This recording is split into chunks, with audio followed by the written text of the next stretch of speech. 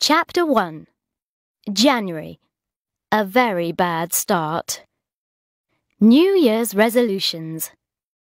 These are the things I decided I would do this year. 1. Stop smoking. 2. Develop a mature relationship with an adult man.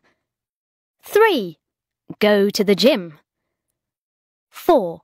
Be kinder and help others more. Sunday the 1st of January. Weight, 9 stone 3. Alcohol units, 14.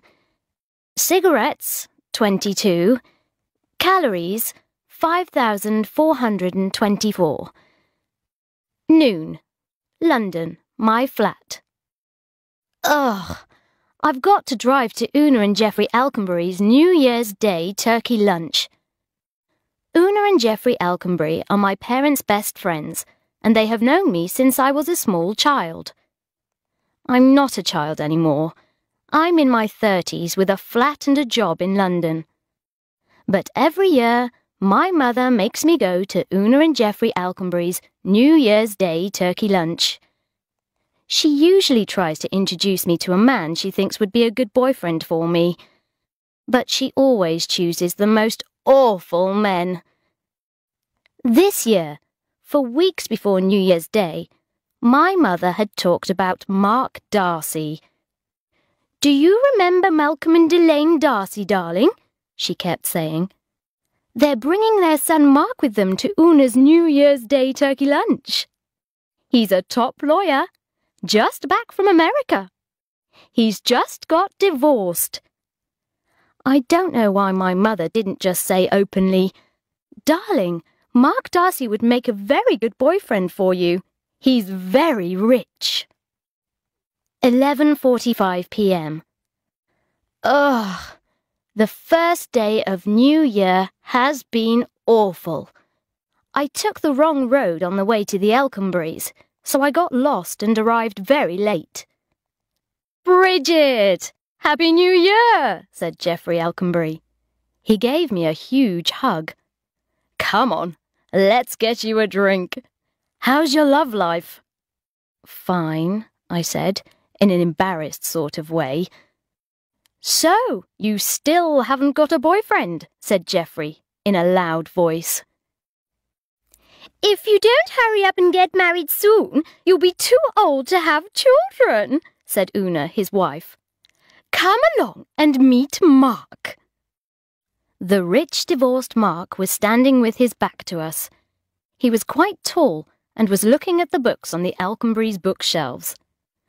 "Mark," said Una, "I've got someone nice for you to meet." Mark Darcy turned round, and I saw that he was wearing a jumper with a pattern of yellow and blue diamonds on the front. It was awful. "Mark, this is Colin and Pam's daughter, Bridget," said Una. "Bridget works in publishing, don't you, Bridget? Well, I'll leave you two young people together." She went away quickly. For a moment, neither of us spoke. Have you been staying with your parents over New Year?" I asked him. "Yes," he said eagerly. "You too?" "Yes, no, I was at a party in London last night," I replied. Suddenly, I started talking very quickly. Too quickly. But I couldn't stop. Mark Darcy was looking at me with a look of horror on his face. "Maybe you should get something to eat," he said, and went away. Everyone was staring at me. I knew they were thinking, "So that's why Bridget isn't married. She talks too much and is very unattractive to men." Later, Una brought Mark over to me. "Mark," she said, "you must take Bridget's telephone number. Then you can get in touch when you're in London." I turned bright red. Now Mark would think I had told Una to say that. "I'm sure Bridget's life in London is quite full enough already, Mrs. Alconbury," Mark replied. I felt annoyed. I didn't want Mark to have my telephone number, but I didn't want everyone at the party to know that he didn't want it. 2 a.m. Oh, why am I so unattractive? Why? I hate New Year. I hate everyone. Except Daniel Cleaver. Tuesday, the 3rd of January. Weight, 9 stone 4. Alcohol unit, 6. Excellent. Cigarettes, 23. Calories, 2,472. 9 a.m. Ugh. I cannot face the thought of going to work. The only good thing about going to work is the thought of seeing Daniel again. 10 p.m. Ugh. Perpetua, who thinks she's my boss, talks for hours to her friends on the phone about the property she is buying with her rich boyfriend Hugo. Perpetua was wearing a tight red skirt, which made her bottom look very big. But Perpetua doesn't care about how she looks. Perpetua is a Sloane, which means she is not only rich, but also very confident. I wish I could be like that. I've been thinking about Daniel Cleaver. He asked me if I got anything nice for Christmas in a rather flirty way. I wonder if he's attracted to me. I think I might wear my short black skirt tomorrow. Wednesday, the 4th of January. Weight, 9 stone 5. Alcohol units, 5. Cigarettes, 20. Calories, 700. Very good. 4 p.m. My friend Jude just rang up in tears because her boyfriend Richard has told her he doesn't want to see her anymore. Jude's friends all call him Vile Richard because he is so horrible. He thought she was getting too serious about their relationship because she asked him to go on holiday with her. I immediately called Shazza, our other friend, and we arranged to meet Jude at 6:30 in Café Rouge. 11 p.m. Shazza, who doesn't have a very high opinion of men, gave us her ideas on Richard, and everyone else in Café Rouge heard. "How dare he say you were getting too serious about him?" she shouted. "What is he talking about?" I thought about Daniel Cleaver. "Not all men are like Richard," I said. "Yes, but should I call Richard or not?" asked Jude. "No," said Sharon, just as I was saying, "Yes." Thursday, the 5th of January. Weight, 9 stone 3. Excellent. Alcohol units, 6. Cigarettes, 12. Calories, 1,258. 11 a.m. Office. Oh my God! Daniel Cleaver just sent me a message. I was sitting at my computer when new mail suddenly flashed up on my screen. Message Jones. You appear to have forgotten your skirt. Cleve. Daniel Cleaver is flirting with me. I've never sent him a message before, but I'm going to send him a funny one now. Message Cleve. Sir, I am shocked by your message. My skirt is short, but it does exist. Jones. Noon. Oh God. Daniel has not replied. Maybe he was being serious about my skirt. 12:10. Maybe he hasn't got my message yet. 12:15. Ha! Daniel is in a meeting with Simon from the marketing department. Aha! New mail. Message Jones. Your skirt is clearly absent. Is skirt off sick? Cleve. Just sending back. Message Cleve. Skirt is neither sick nor absent. Jones. Oh dear. This was the return message. Message Jones. Absent, Jones, not absent. Try using a computer spell check. Cleave. Daniel walked past with Simon from marketing and gave my skirt a very sexy look. I must try and improve my spelling. Friday, the 6th of January, 5:45 p.m. I could not be happier. Daniel's last message read, Message Jones. I wish to send flowers to your skirt over the weekend. Please give me your home telephone number. Cleve. Yes! Daniel Cleaver wants my phone number! Marvellous! Sunday, the 8th of January. Weight, 9 stone 2. Good, but what's the point? Alcohol units, 2. Excellent. Cigarettes, 7. Calories, 3,100. Poor. 2 p.m. Oh, God! Why am I so unattractive? I've spent 2 days staring at the phone and waiting for Daniel to call. 8 p.m. The phone rang, but it was my friend Tom. Tom helps me a lot. He listened patiently while I told him first about Mark Darcy and then about Daniel. Then Tom said, Mark Darcy? But isn't he that famous human rights lawyer? Monday, the 9th of January. Weight, 9 stone 2. Alcohol units, 4. Cigarettes, 29. Calories, 770. It was a terrible day in the office. I watched the door for Daniel all morning. Then Perpetua suddenly shouted into the phone, Daniel?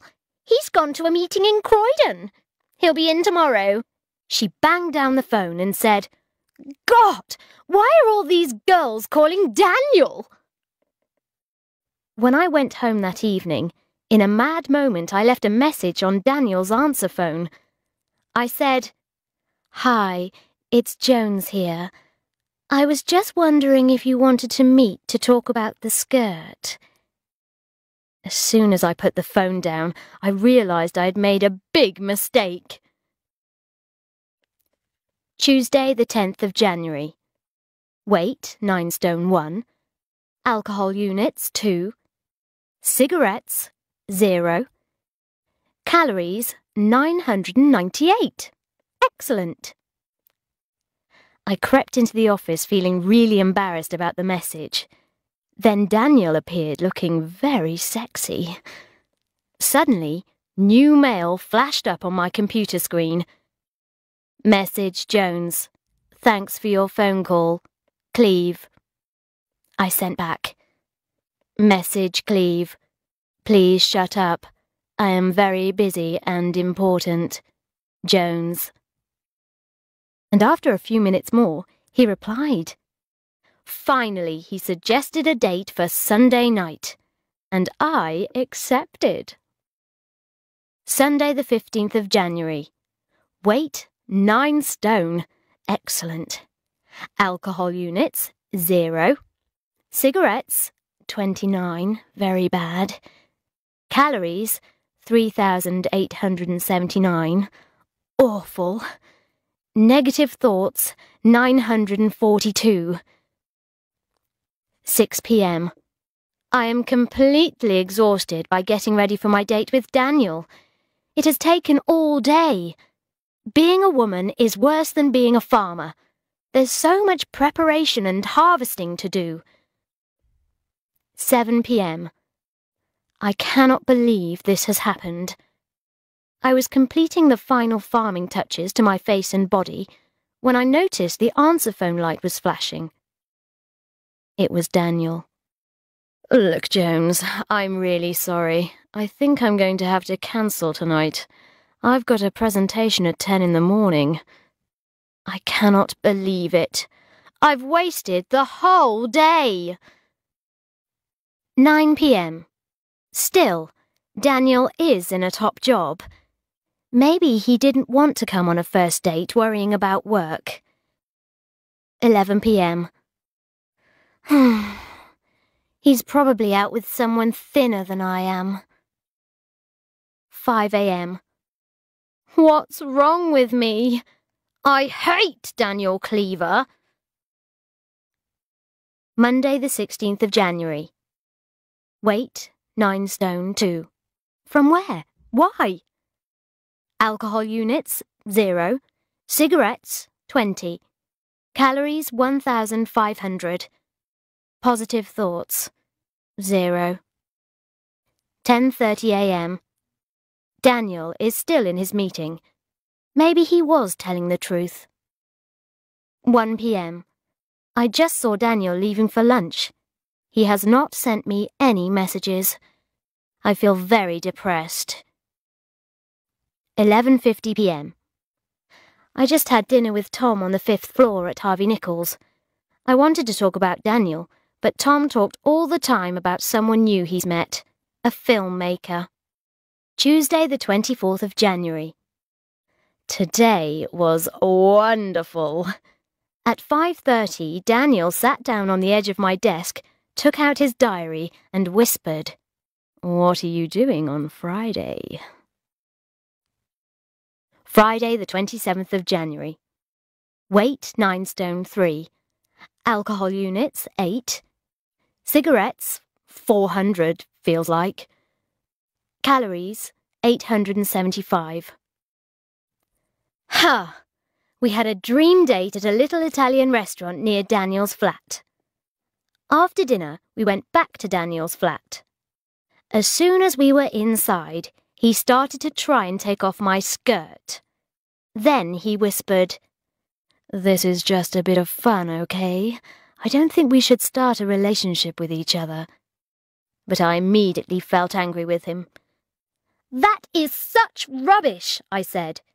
"You want me to sleep with you, but you don't want to have a relationship. I am not interested in emotional cowards. Goodbye." Then I walked out of the door. I did the right thing, but now I feel depressed.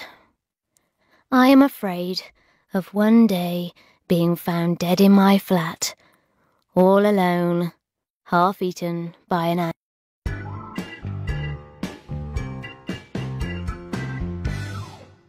Chapter 2. February. Valentine's Day Blues.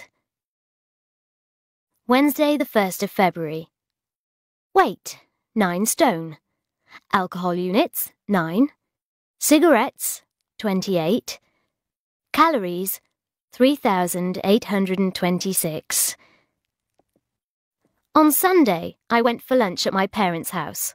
My mother had just returned from a week's holiday in Portugal with Una Alconbury.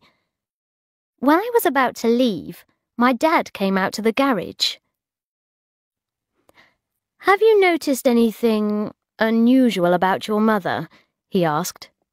"No," I replied, "except that she looks very well after her holiday." I found out from Perpetua that Daniel's gone to New York. He's probably got a cool American girlfriend there. I have to go to a dinner party tonight at the house of my married friends, Magda and Jeremy. Most of their friends are other married couples. I call them the smug marrieds, because they think their lives are better than those of single people. 11:45 p.m. Oh, God. The party was me, 4 married couples, and Jeremy's brother. He's awful, fat with a red face. "So," shouted Jeremy's friend Cosmo, "how's your love life?" "Yes, why aren't you married yet, Bridget?" said Cosmo's wife, Woney. "Because I don't want to be like you, you fat, boring Sloane cow," I thought.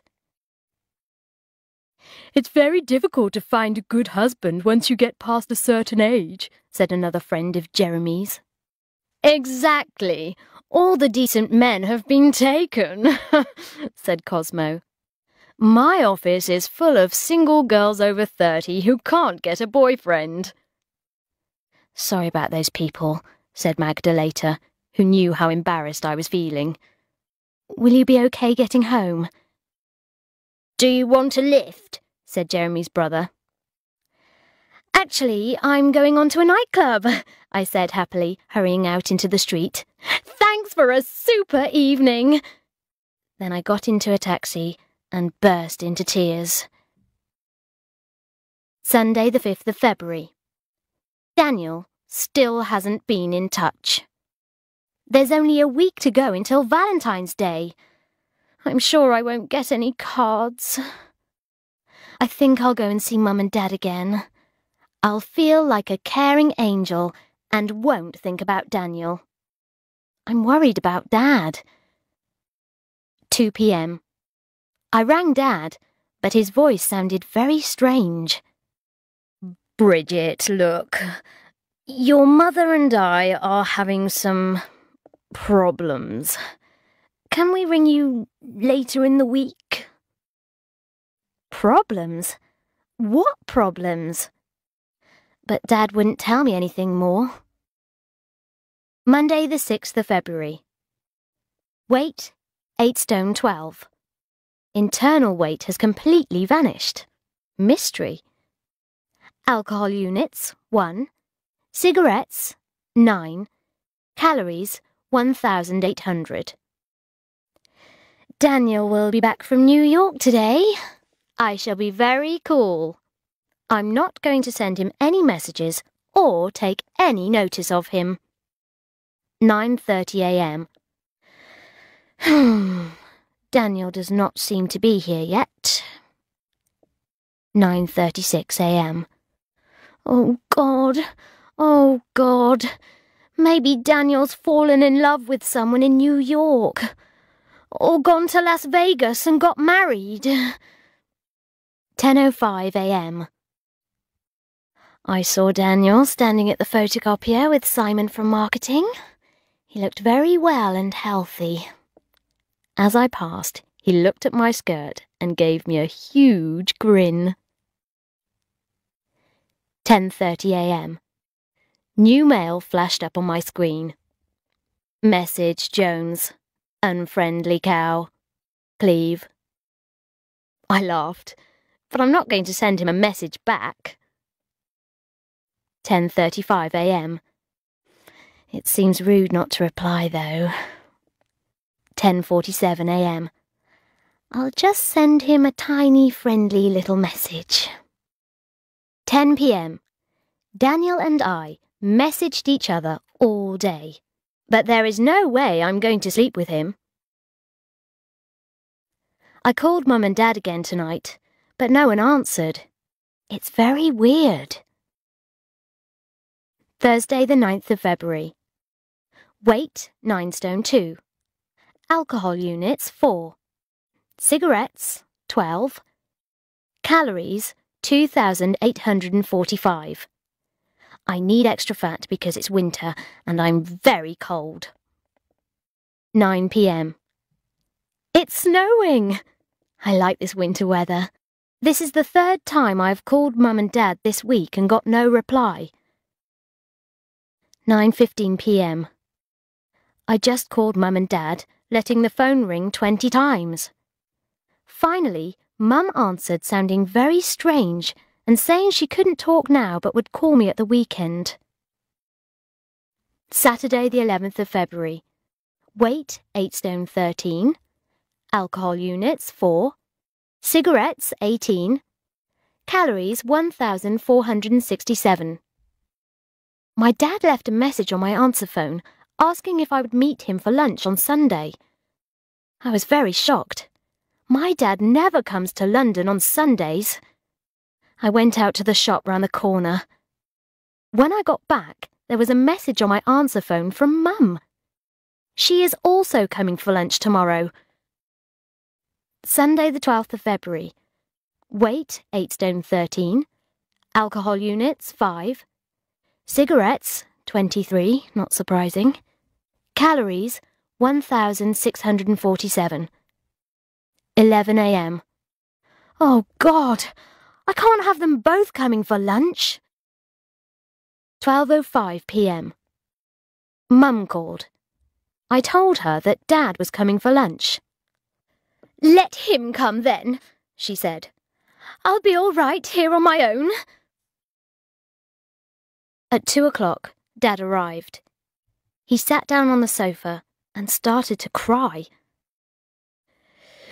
"She's been like this ever since she went to Portugal with Una," he said, wiping his cheek. "When she got back, she said she wanted to be paid for doing the housework, and she'd wasted her life being our servant." Monday the 13th of February.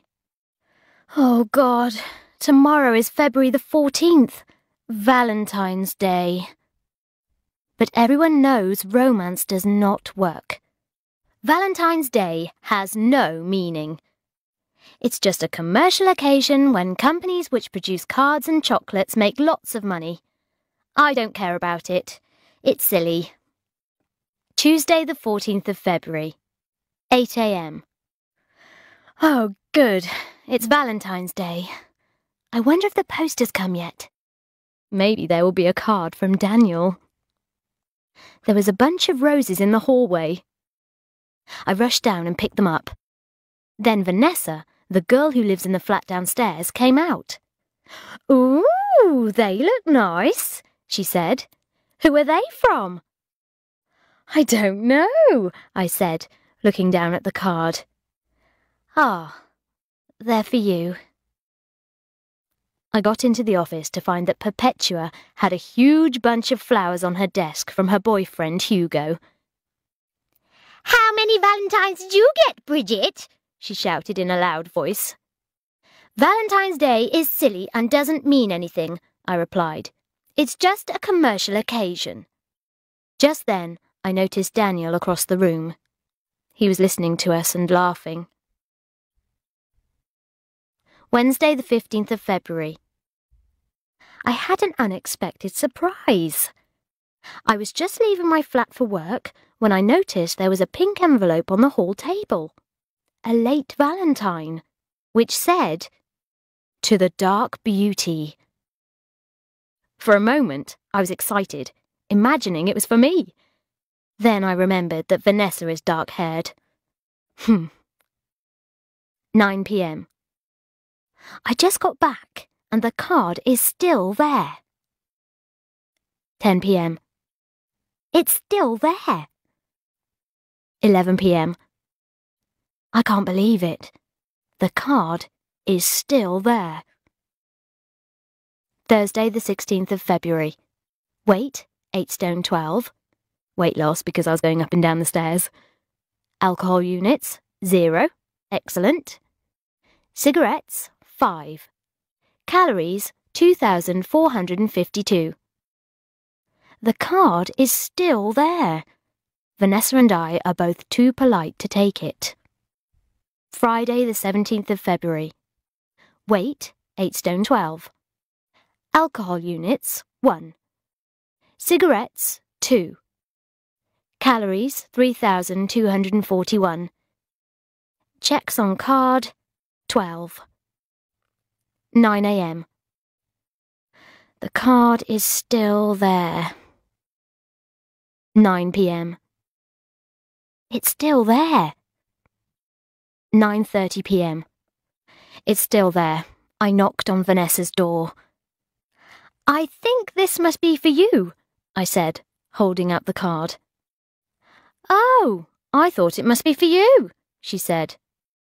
We opened the card. Inside it said, "A piece of silly and meaningless commercialism for my darling little unfriendly cow." I gave a scream of excitement.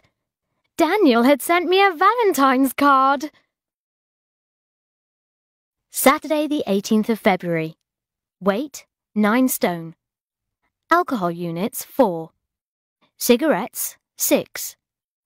Calories, 2,746. Correct lottery numbers, 2. At last, I found out what the problem is with Mum and Dad. Today, Mum asked me to meet her for lunch in a department store. I asked her if she was seeing someone else.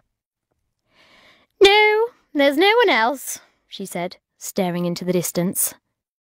But when your father retired, I realised that I've spent 35 years running his home and looking after him. You only get one life. I'm going to start looking after myself now. I went to pay the bill.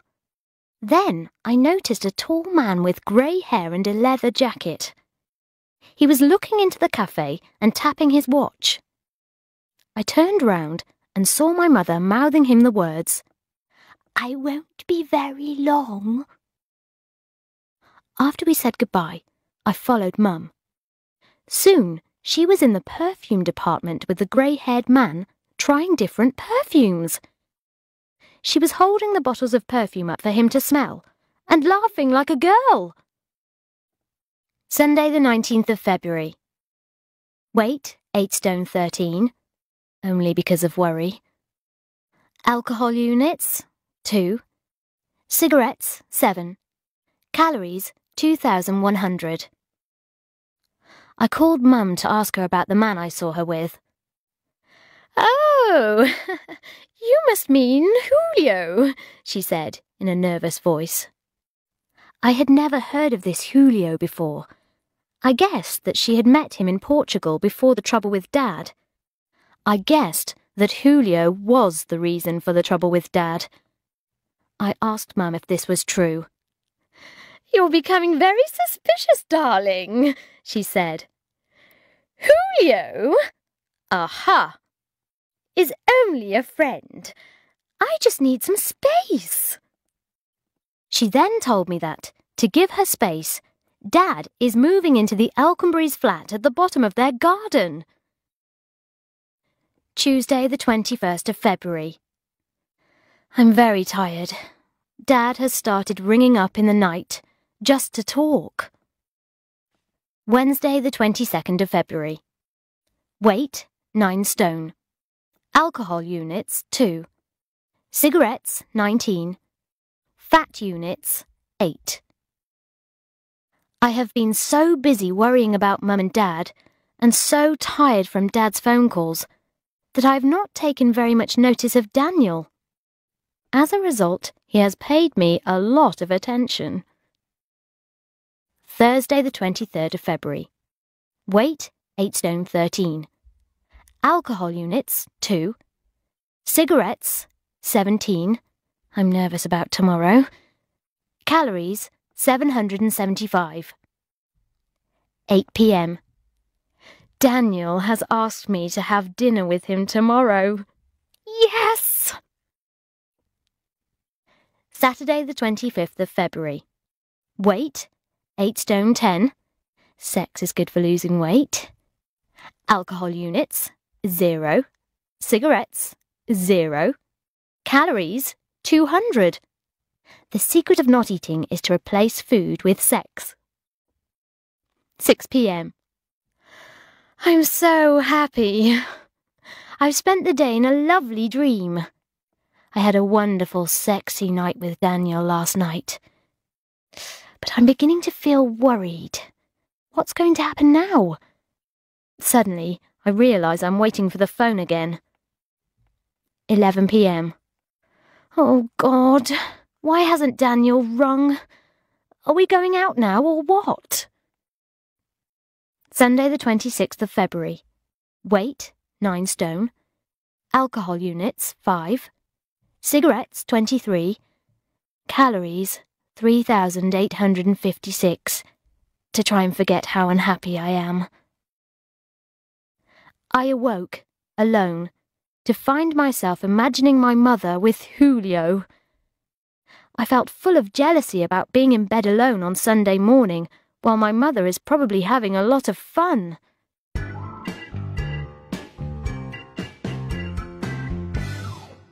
Chapter 3. March. Birthday Panic. Saturday the 4th of March. Weight 9 stone.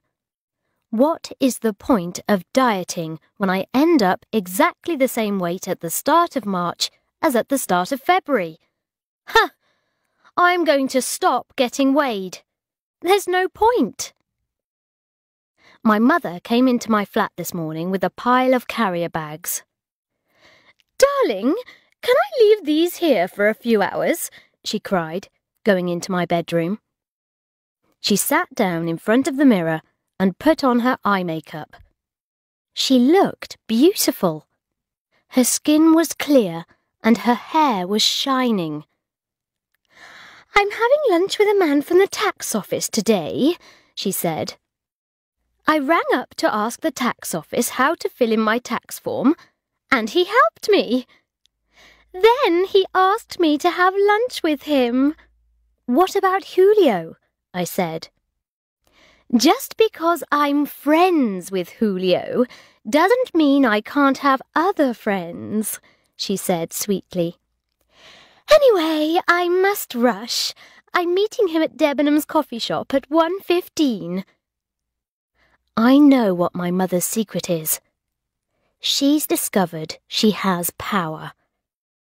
She has power over Dad. He wants her back. She has power over Julio and the taxman. Everyone wants her. So, I have to find someone to have power over too.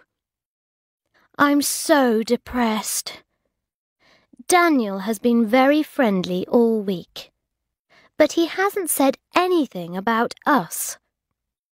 Perhaps he thinks it's normal to sleep with one of your colleagues without asking to see her again. At 4:15 on Friday evening, Shazza rang me in the office. Are you coming out with me and Jude tomorrow? She asked. I didn't know what to say. I was thinking, surely Daniel will ask to see me this weekend before he leaves the office. Call me if he doesn't ask, said Shazza after a pause. At 5:45, I saw Daniel leaving the office. He smiled, nodded at the computer screen, and left quickly. I looked at the computer. New mail was flashing. Message Jones. Have a good weekend. Cleve. I felt miserable. I picked up the phone and called Shazza. What time are we meeting tomorrow? I asked. 8:30, she replied, at Café Rouge. Don't waste your time thinking about him. Sunday the 5th of March, noon. We had good fun last night, but I'm confused. I told Shazza and Jude that I'd slept with Daniel, but then he hadn't asked to see me again. They both had different advice. Jude said Daniel was probably worried about work, so I should give him a chance. Shazza said he had behaved very badly, and I should tell him what I think of him. Monday the 6th of March. Weight, 8 stone 12. I've realised the secret of dieting is not weighing oneself. 11 a.m, office. I'm completely exhausted. Last night I was just lying in a nice hot bath when the doorbell rang. It was my mother, crying. I want a career, she said. I haven't got anything of my own. By the time my mother left, it was after 10, so I called Tom. I told him that Daniel had not called me all weekend. Tom said I should behave like a cool ice queen. If I really want Daniel and want to win his heart, I should be as cold and distant towards him as possible. I finally went to bed, but I was woken 3 times in the night by phone calls from Dad. Monday the 6th of March. Tom was right. The way to a man's heart is not through beauty, food or sex, but the ability to seem not very interested in him. I took no notice of Daniel all day and pretended to be busy with my work. New mail kept flashing on my computer screen, but I didn't open it. At the end of the day, Daniel walked past my desk, stopped for a moment, and murmured, Jones, you gorgeous creature. Why are you ignoring me? Tuesday the 7th of March. Weight, 9 stone, 4, 2, or 5. Alcohol units, 0. Cigarettes, 20. Calories, 1,500. I'm very depressed about my weight. I keep trying different diets, but I never lose any weight. I put weight on instead. How can that happen? 5 a.m. Oh, God. I'm so unhappy about Daniel. I love him. Wednesday the 15th of March. Weight, 9 stone. Alcohol units, 5. Cigarettes, 14. Calories, 1,795. I am worried about how to celebrate my birthday. Perhaps I could invite my friends for dinner. But then I would have to spend my birthday cooking. We could go out for a meal, but I can't afford to pay for everyone. Oh, God, what shall I do? Midnight. I have had a very good idea about my birthday. I will ask everyone to come for drinks. If they want to go to dinner afterwards, they can. Thursday the 16th of March. Weight, 9 stone 1. Alcohol units, 2. Cigarettes, 3. Calories, 2,140, but mainly fruit. Minutes spent doing party guest list, 237. Bad. I wrote down a list of people to invite to my drinks party. Me. Sharon. Jude, Vile, Richard. Tom. Magda, Jeremy. Simon. Rebecca, Martin, very boring. Woney, Cosmo. Joanna. Daniel, Perpetua, eek! And Hugo? Oh no, that's too many people. What am I going to do? Friday the 17th of March. I just called Tom, who says, "It is your birthday and you should invite only who you want." So I'm just going to ask the following people: Sharon, Jude, Tom, Magda and Jeremy, and cook supper for everyone myself. When I told Jude who was coming, she said, "Can we bring our partners?" Which means Vile Richard. Next, Shazza rang. "I hope I haven't said anything wrong," she said. "I just saw Rebecca and asked her if she was coming to your birthday." Oh no, now I'll have to ask Rebecca and Martin, her boring boyfriend. And now I've said I'm cooking. I can't suddenly change my mind and say we're going out to a restaurant. People will think I'm lazy. In the end, I realised I was going to spend my birthday cooking food for 15 people. Saturday the 18th of March. Weight, 8 stone 13. Alcohol units, 4. Cigarettes, 23. Very bad, as I smoked them in 2 hours.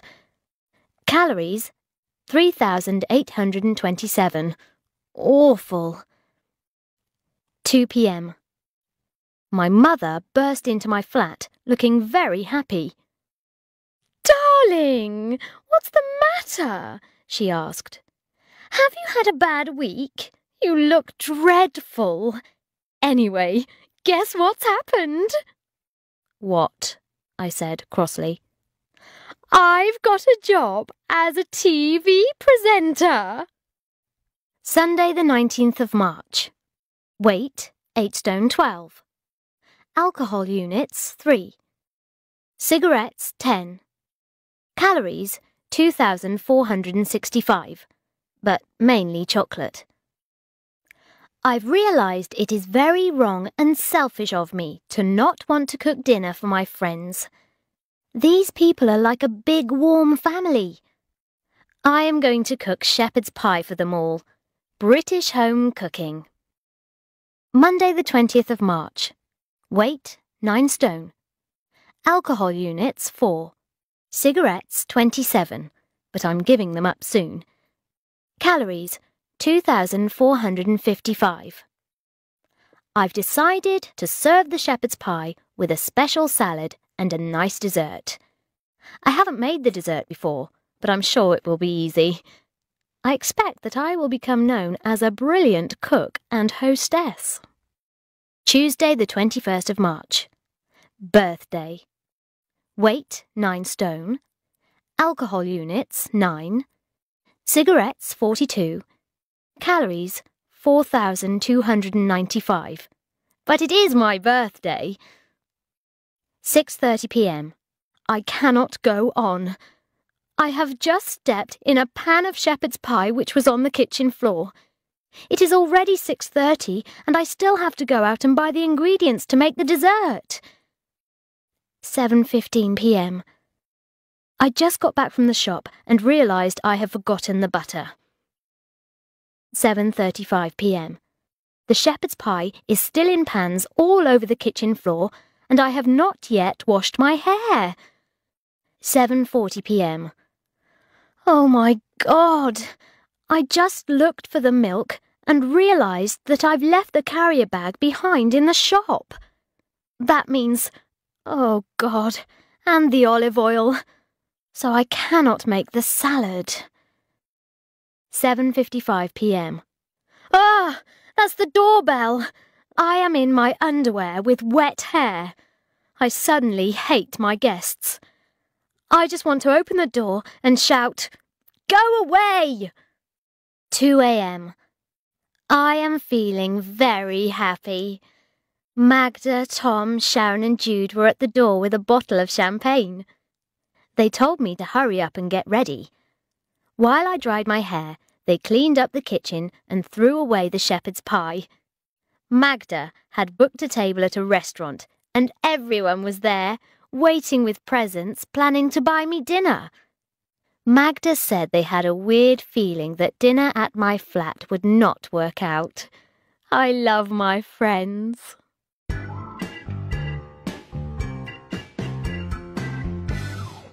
Chapter 4.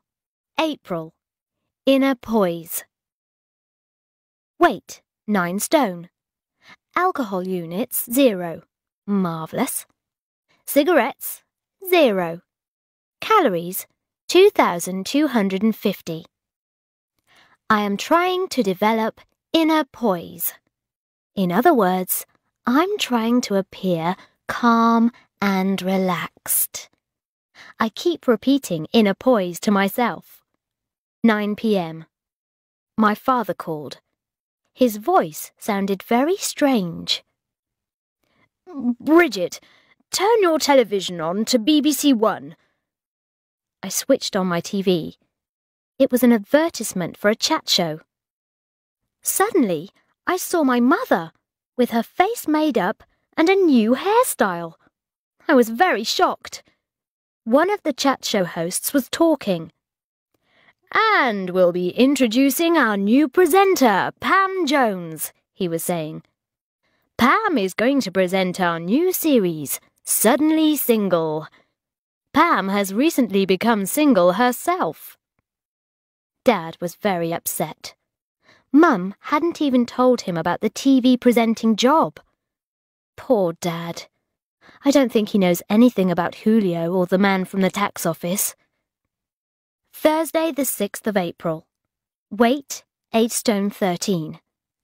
Alcohol units, 5. Jude's fault. Cigarettes, 2. That doesn't mean I've started smoking again. Calories, 1,765. I met Jude for a drink. Then I saw my friend Magda's husband, Jeremy, sitting in a quiet corner of the restaurant. I waved at him, but when he saw me, he looked horrified. There was a woman with him. She was A, not Magda, B, not yet 30, and C, wearing an expensive suit which I have seen in a shop but couldn't afford to buy. I walked towards Jeremy's table, but he started talking to the woman very fast. Then he looked up and smiled at me, as if to say, "It's a business meeting." I gave him a look which said, "I don't believe you," and walked on. What should I do now? Magda is my friend. Should I tell her about Jeremy and this woman? Should I not tell Magda? Should I ring Jeremy and threaten to tell Magda unless he stops seeing this woman? Finally, I decided not to tell anyone. Tuesday the 11th of April. Weight, 8 stone 11. Alcohol units, 0. Cigarettes, 0. Next week, my company is publishing an important new book, Kafka's Motorbike. I have been invited to the party to celebrate the book's publication. Lots of top people from the publishing world will be there. I'm scared about this party. I'm not very good at parties. But I have been reading a magazine article about how to behave at them. When you are introducing people to each other, you should give each person some information about the other person. For example, this is John. He's from New Zealand and he enjoys windsurfing. You should go to a party with a clear aim. For example, to meet people who can help you in your career or to make friends with a particular person. Monday the 17th of April. Weight, 8 stone 12. Alcohol units, 0. Very good. Cigarettes, 0. Very good. Right, tomorrow is the Kafka's motorbike party. Here are my aims for the party. 1. Not to get too drunk. 2. To meet people who will be able to help me in my career. I'll think of some more aims later. 11 p.m. Right. 3. To use the social skills I learned about in the article. 4. To make Daniel think I have inner poise so that he will flirt with me again. No. 4. To meet and sleep with a sex god. No! 4. To make interesting contacts with people in the publishing world and other professions in order to find a new career. Oh, God, I don't want to go to this party. I want to stay at home with a bottle of wine and watch television. Tuesday the 18th of April. The party started badly. I could not see anyone that I knew. I got a drink, then I saw Perpetua talking to a newspaper reporter. I went up to her, but she didn't introduce me to the reporter. Then I saw Simon from marketing. I went to join him, but he was talking to a famous author, Julian Barnes. "Did you want something, Bridget?" asked Simon. "Ah, yes," I said, trying to think of something quickly. "Yes?" Simon and Julian Barnes both looked at me. "Do you know where the toilets are?" I asked. Oh no, why did I say that? Julian Barnes smiled faintly. "Ah," he said, "actually, I think they're over there." "Thanks," I said. I went out of the exit door and leaned against the wall.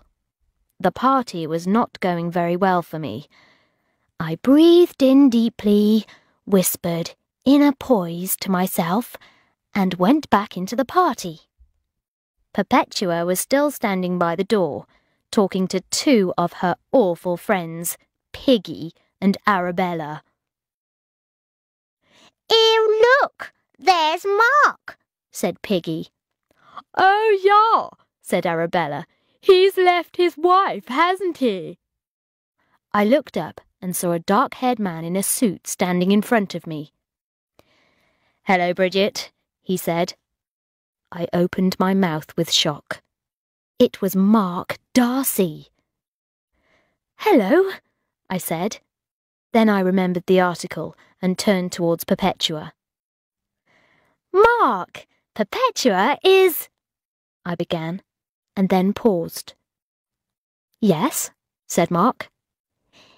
"Is my boss, and is buying a flat in Fulham, and Mark is—" I said, turning to Perpetua. A top human rights lawyer. Oh, hello, Mark. I know of you, of course, said Perpetua, as if Mark was a member of the royal family. This is Natasha, said Mark, introducing a tall, thin, attractive girl beside him. Natasha is a top lawyer who specialises in family law. Natasha, Perpetua and Arabella all started to talk together in loud voices. Later, I was putting on my coat when I felt someone's hands round my waist. I turned round. Daniel! Jones, why are you leaving the party so early? He leaned over and kissed me. You smell nice. Then he offered me a cigarette. No, thank you, I said. I wished that Daniel wasn't so attractive. Have you been at the party? I didn't see you. I know you didn't, but I saw you. You were talking to Mark Darcy. How do you know Mark Darcy? I was very surprised. I met him when we were both at Cambridge University, but I don't like him. How do you know him? He's the son of friends of my parents, I replied. I've known him since we were children. Come on, Bridge, said Daniel, leaning towards me. I need to talk to you. No, I said. I've got to meet someone. What a pity, he said. Well, see you on Monday. 11 p.m. I just called Jude and told her about Daniel. Then I told her about Mark Darcy, who had turned up at the party looking rather attractive. Wait a minute, said Jude. You don't mean Mark Darcy, do you? The lawyer? Yes. What? Do you know him? Well, yes, said Jude. I mean, my company's done some work with him. He's extremely nice and attractive. Friday the 28th of April. Alcohol units, 14. Cigarettes, 64. Calories, 8,400. At 8:45 last night, I was running the water for a bath when a car alarm started making a terrible noise. Then the doorbell rang. I picked up the entry phone and heard Magda's voice, saying loudly, "Jeremy is having an affair!" I rushed downstairs and found Magda outside crying. She was sitting in Jeremy's car, which was making a dreadful noise. The baby was sitting in the back of the car, screaming. Magda was looking for the switch to turn the car alarm off. "Turn it off!" shouted someone from an upstairs window. "I can't!" shouted Magda. She took out her mobile phone and screamed into it. "Jeremy, I'm not coming back! Just tell me how to turn off the car alarm!" I got into the car with Magda. We pulled all the switches trying to turn off the car alarm. An angry crowd started to gather round the car. Then Jeremy roared up on his motorbike. But instead of turning off the alarm, he started trying to grab the baby out of the back seat. Dan, the Australian guy who lives below me, opened his window. "Bridget!" he shouted. "There's water pouring through my ceiling!" Oh no! I had forgotten to turn off the bath when I rushed outside to help Magda. I ran upstairs, but I had shut the door of my flat and the key was inside. Then Dan appeared in the hall. He opened the door of the flat using a credit card. There was water everywhere. At last, Dan managed to turn off the taps. Suddenly, the car alarm stopped. I rushed to the window and saw Jeremy's car racing down the street, followed by Jeremy on his motorbike. After Dan left, the doorbell rang. I ignored it. It rang again, on and on without stopping. I picked it up. "Darling," said a drunken voice. I knew that voice.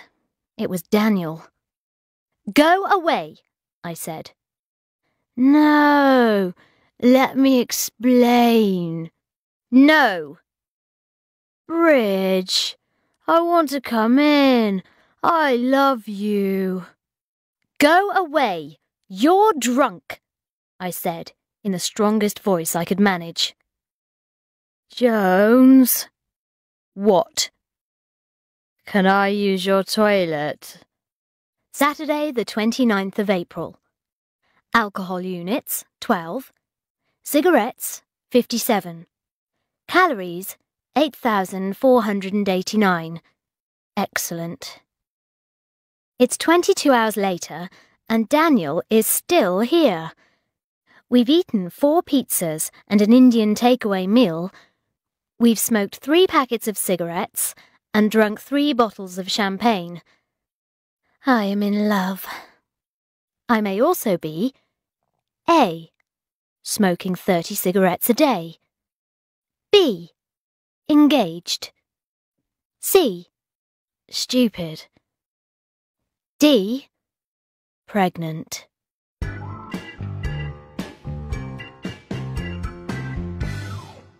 Chapter 5. May. Mother-to-be. Alcohol units, 0. Cigarettes, 0. Calories, 4,200. But now I'm eating for 2 people. I seriously think I am pregnant. How could Daniel and I have been so stupid and forgotten to be careful? This morning, I definitely felt sick. But perhaps that was because I ate too many sweets and chocolate yesterday.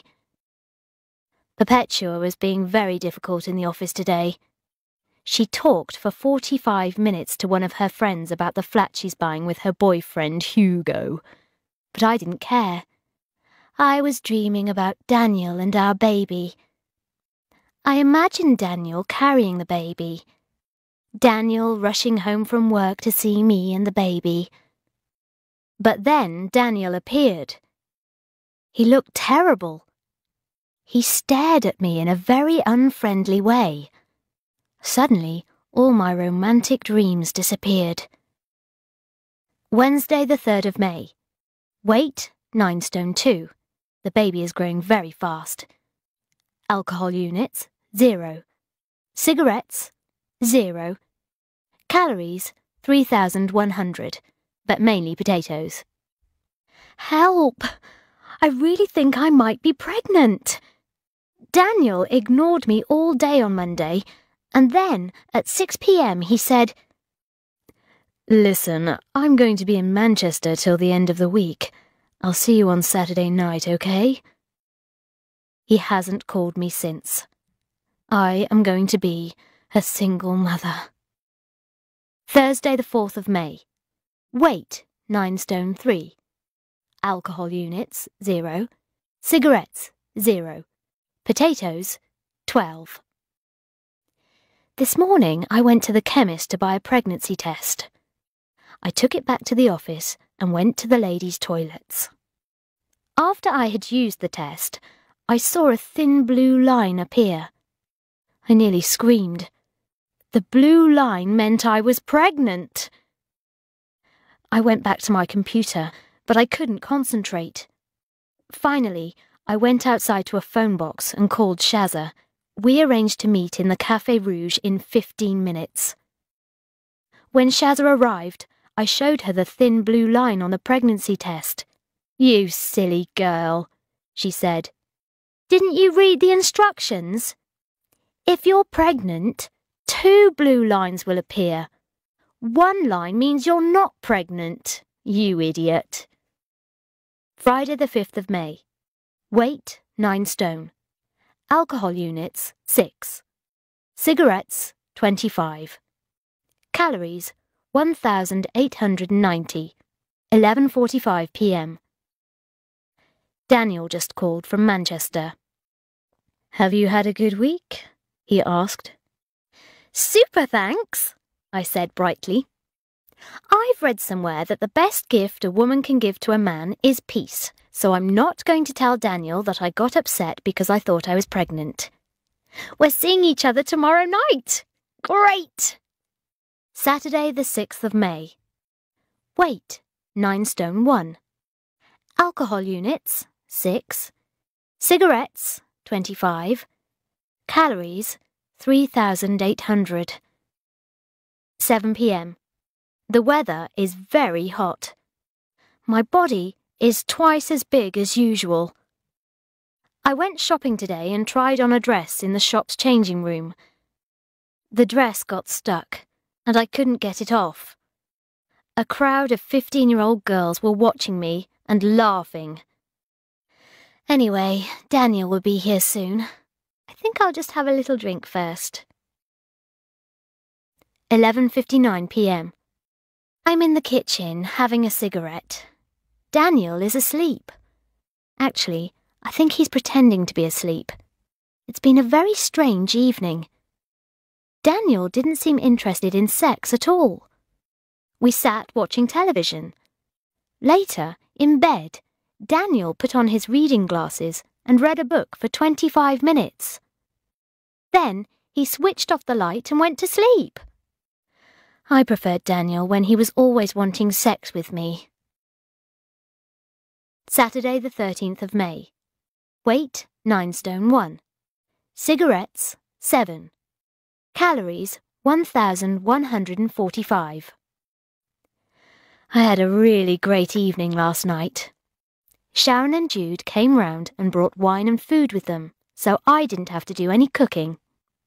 Jude was depressed because vile Richard wants to end their relationship. How dare he treat you so badly? Shouted Sharon. Men are such rats! Just then, the doorbell rang. "Oh, hello, darling," said Daniel in a gentle, polite voice. "I rang earlier and left a message on your answer phone. I've been working late, but I so much wanted to see you. Can I come up?" "All right then," I said crossly. Then Daniel appeared, smiling in a loving way. He was holding 3 boxes of chocolates. "I bought you all one of these," he said, "to eat with your coffee.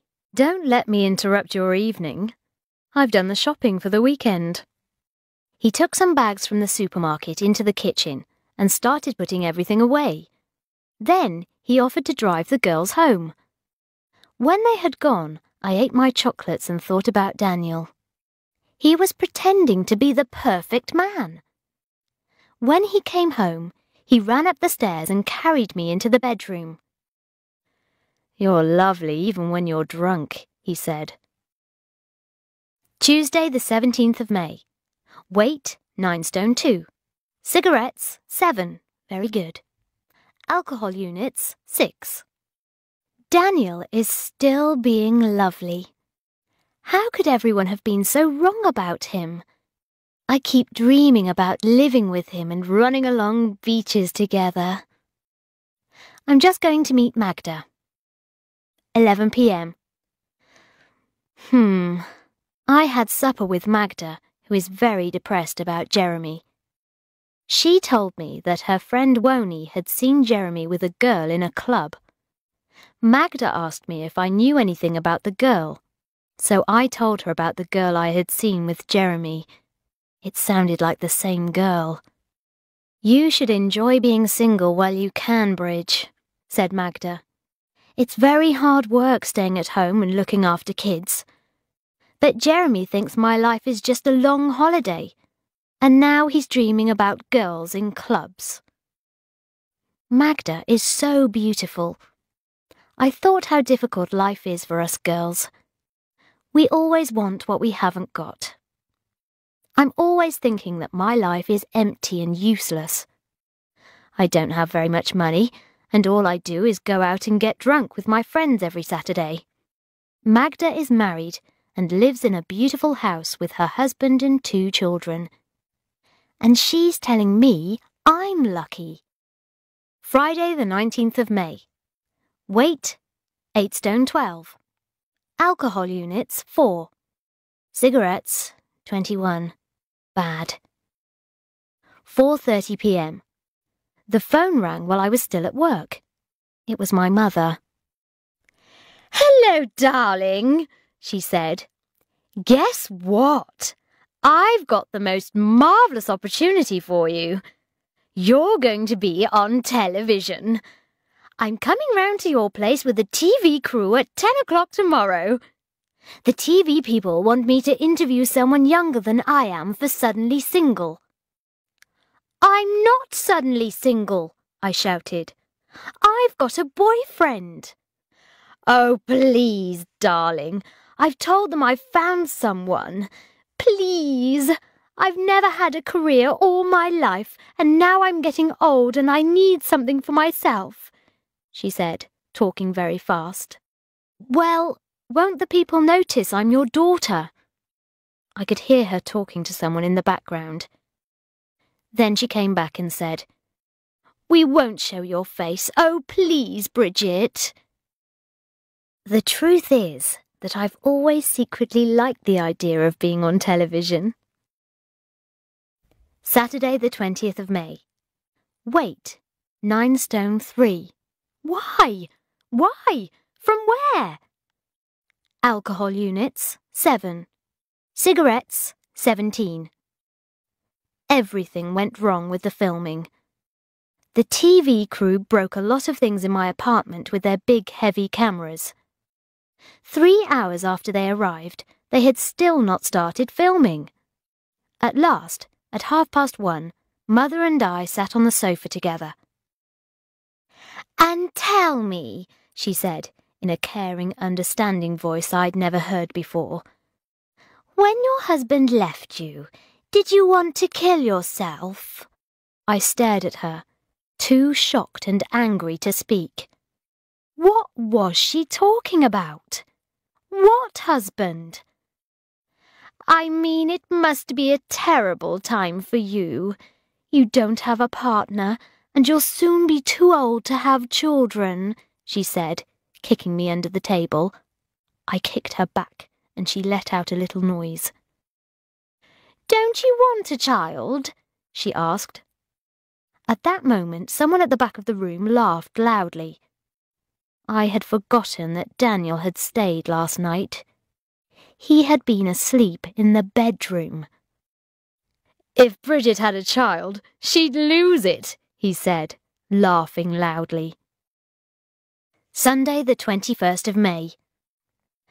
My mum is not speaking to Daniel or me, because Daniel told the TV crew I was her daughter. Maybe she'll leave me alone now. I'm really looking forward to the summer.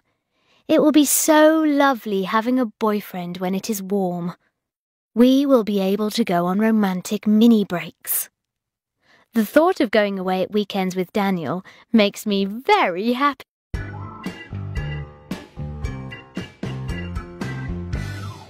Chapter 6. June. Ha! Boyfriend. Weight, 8 stone 13. Alcohol units, 5. Cigarettes, 25. Calories, 600. Minutes spent looking at mini breaks, 87. The weather is very hot. I'm finding it impossible to concentrate on anything except being on lovely mini breaks with Daniel. I keep imagining us lying in grassy places or by rivers, or having a drink and watching the sunset over the sea. I imagine us having dinner by candlelight in hotels in the country, and then making love all night. Tomorrow, I expect we will go to the park, or out to a lovely pub in the country for lunch. It is marvellous having a boyfriend. Sunday the 4th of June, 7 p.m. Daniel has just gone home. I'm a bit fed up, actually. The weather was lovely and hot today, but Daniel did not want to go out or discuss mini breaks. He wanted to spend all afternoon with the curtains shut, watching cricket on television. Tuesday the 6th of June. Weight, 9 stone 2. Alcohol units, 4. Cigarettes, 3, very good. Calories, 1,326. Hours spent asleep, 15. But it's very hot. I managed to persuade Perpetua to let me stay at home today to work. I'm sure she only agreed because she wants to sunbathe too. I've got a lovely new mini-break brochure. The top country house hotels of Britain. Marvellous. I'm imagining sexy and romantic scenes with Daniel in all the bedrooms and dining rooms. 11 a.m. Right, I'm going to concentrate on my work now. 11:35 a.m. I don't know why, but I've just started imagining that Daniel is having an affair with someone else. Am I taking our relationship too seriously? Is Daniel having an affair? 12:40 p.m. I'm very hot in my shorts and t-shirt. I think I'll change into a long dress. 1 p.m. Lunchtime! At last, a bit of time off from work. 2 p.m. OK, so this afternoon, I'm really going to work. I'm very sleepy, though. It's so hot. Maybe I'll just close my eyes for 5 minutes. Maybe I'll lie down on the bed. 7:30 p.m. Oh no! I've slept all afternoon. Sunday the 11th of June. I've just wasted another Sunday watching cricket on television with Daniel. Everybody else is outside enjoying the hot weather and having fun picnics in the park. But I'm stuck inside with the curtains closed, watching TV. Sunday the 18th of June. Weight, 8 stone 12. Alcohol units, 3. Cigarettes, 17. This was the third Sunday I have spent watching cricket with Daniel. Suddenly, I decided that I couldn't bear it any more. Why can't we go on a mini break? I asked. Why? Why? That's a good idea, said Daniel. Why don't you book somewhere for next weekend? Book a nice country hotel. I'll pay. Wednesday the 21st of June. Weight, 8 stone 11. Very good. Alcohol units, 1. Cigarettes, 2.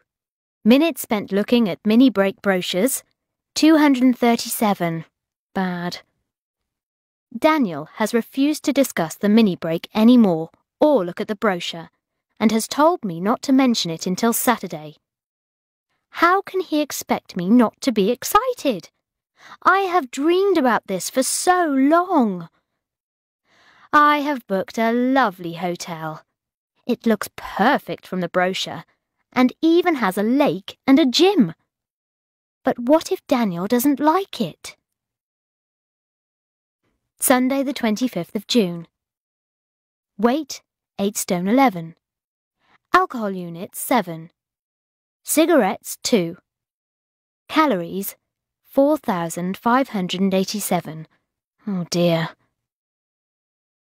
Oh dear. The weather has changed, and suddenly it is freezing cold. I have brought only swimsuits, bikinis, and a long summer dress with me. I haven't brought anything for the cold weather. There is a large wedding party at the hotel. Daniel and I are the only guests staying at the hotel who are not part of the wedding party. 5:30 p.m. It's very cold. Daniel and I went down to the lake and took a rowing boat out on the water, but I didn't enjoy it because it was so cold. So we came back to our room for a hot bath. As I came out of the bath, Daniel was lying on the bed laughing. "I've got a new diet for you," he said. "So you do think I'm fat?" I replied. "Don't be like that, Bridge," he said. "I keep telling you that men don't like thin women. They like women with large bottoms." I thought about this and wondered if Daniel was right. "I'll just put the TV on," Daniel said. He closed the curtains so that the room was in darkness. After a few minutes, he began to watch the cricket. Then he lit a cigarette and called room service to order 6 cans of beer.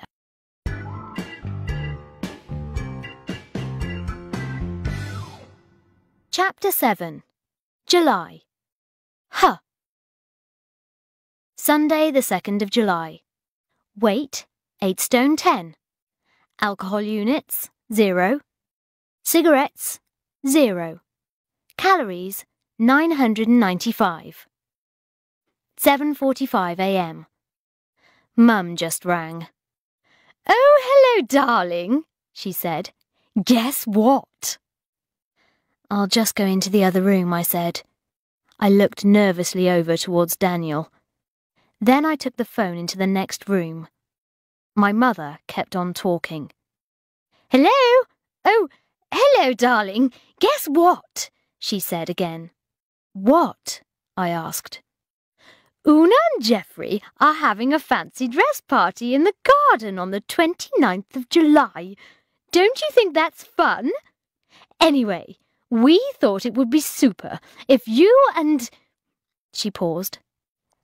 "Daniel could come. We all want to meet him." "I don't think Daniel would really want to—" I began. "What's going on?" asked Daniel. He was standing naked in the doorway. "Who are you talking to?" "My mother," I said, out of the corner of my mouth.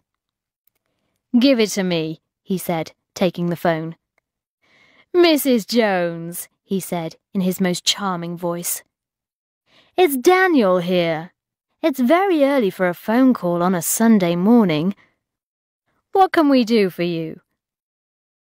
He looked at me while she chatted for a few seconds. Then he turned back to the phone. "Well, that will be lovely. I shall put the date in my diary. Now we'd better get back and get some sleep. Goodbye."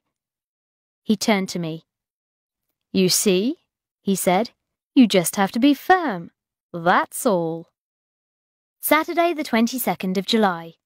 Weight, 8 stone 11. Must lose some.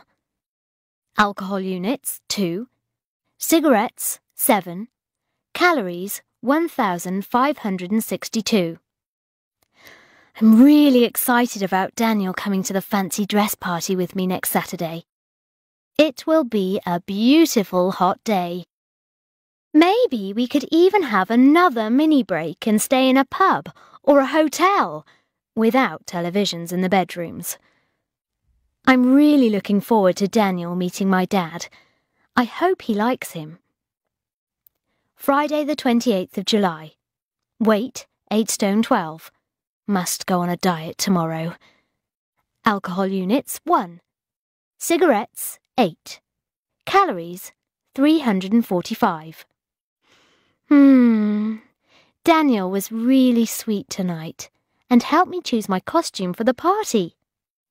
I'm going to dress up as a bunny girl with a tight black costume, stockings, 2 rabbit ears and a white bunny tail. Sometimes I think Daniel cares about me a lot. Ooh, I'm so looking forward to tomorrow. Saturday the 29th of July. Weight, 8 stone 11. Alcohol units, 7. Cigarettes, 8. Calories, 6,245. 2 p.m. I cannot believe what has happened. By 1 p.m., Daniel had still not woken up, and I was starting to worry because the party starts at 2:30. At last, I woke him with a cup of coffee. "I thought you needed to wake up because we're supposed to be there at 2:30, I said. "Where?" he asked. "The fancy dress party." "Oh, God, Bridget. Listen, I've got a lot of work to do this weekend. I'm really going to have to stay at home and do it." I couldn't believe it. He promised to come.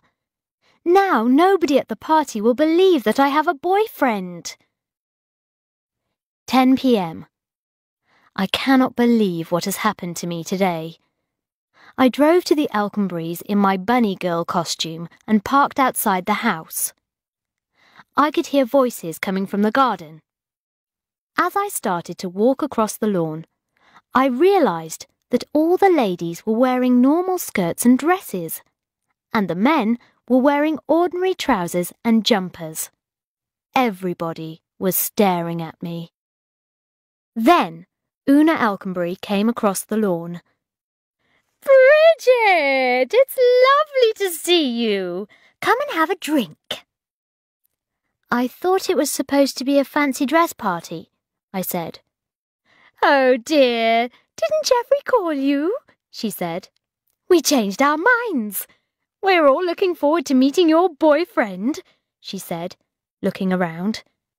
Where is he?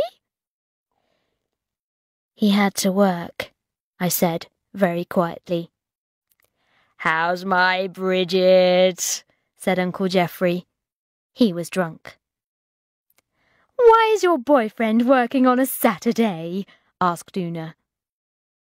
That's not a very good excuse, is it? How are you going to get married like this? I could feel someone's eyes on me and looked up to see Mark Darcy. He was staring at my bunny tail. Beside him was Natasha, the tall, thin girl who had been at the party for Kafka's motorbike. She was wearing a pretty summer dress and had sunglasses on her head. Have you come from another party? She asked, looking me up and down. Actually, I'm just on my way to work, I said. Mark smiled and looked away.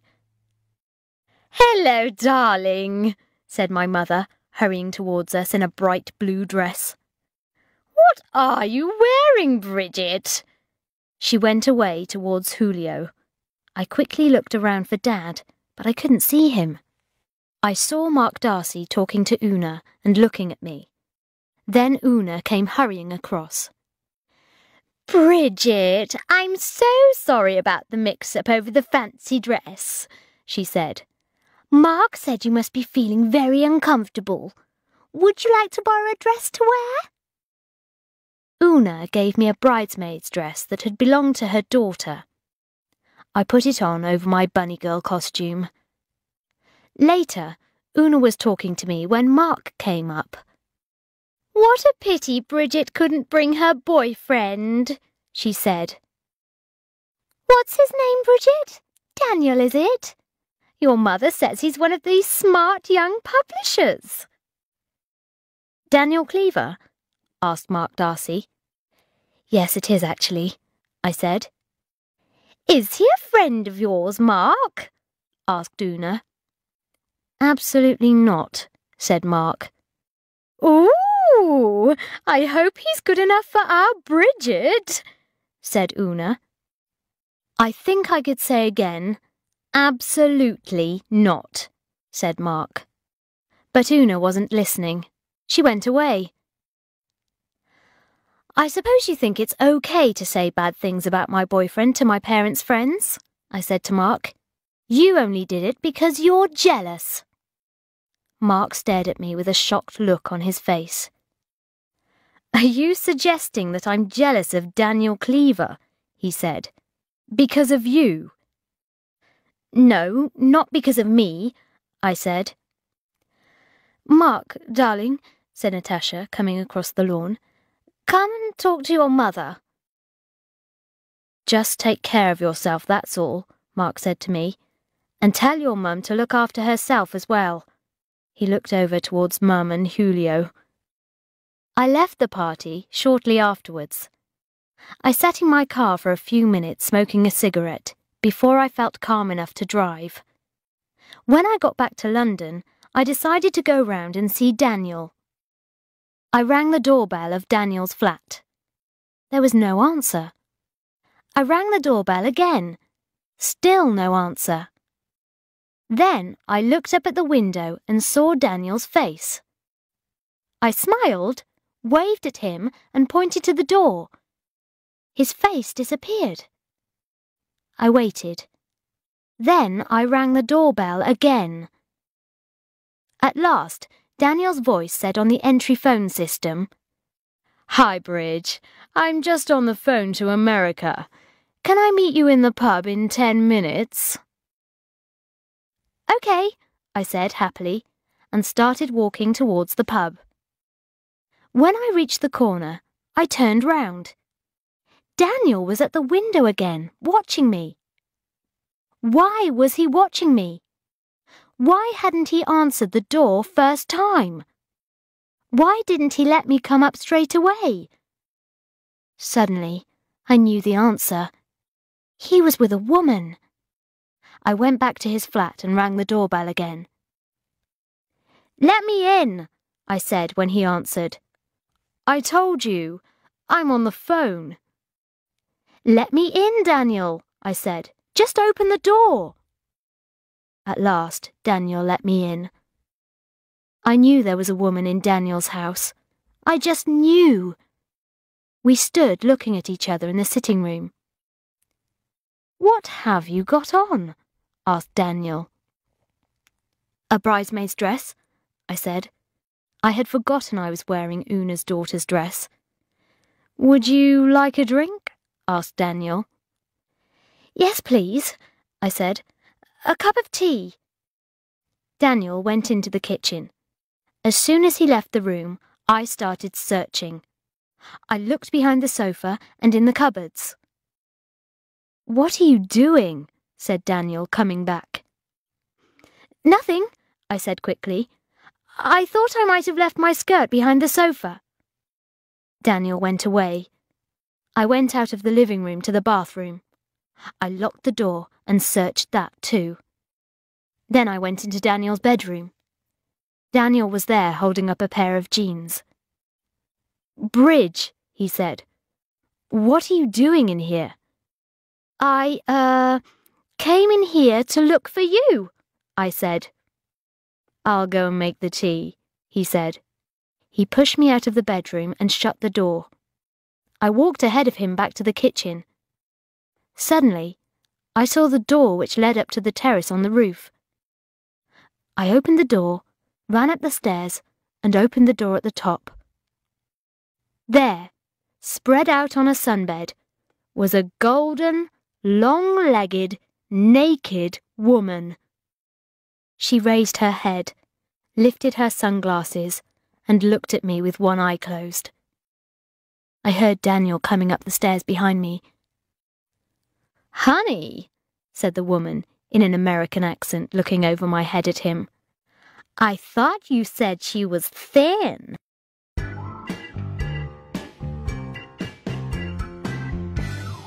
Chapter 8. August. Depression. Tuesday, the 1st of August. Weight, 8 stone 12. Alcohol units, 3. Cigarettes, 40. Calories, 450.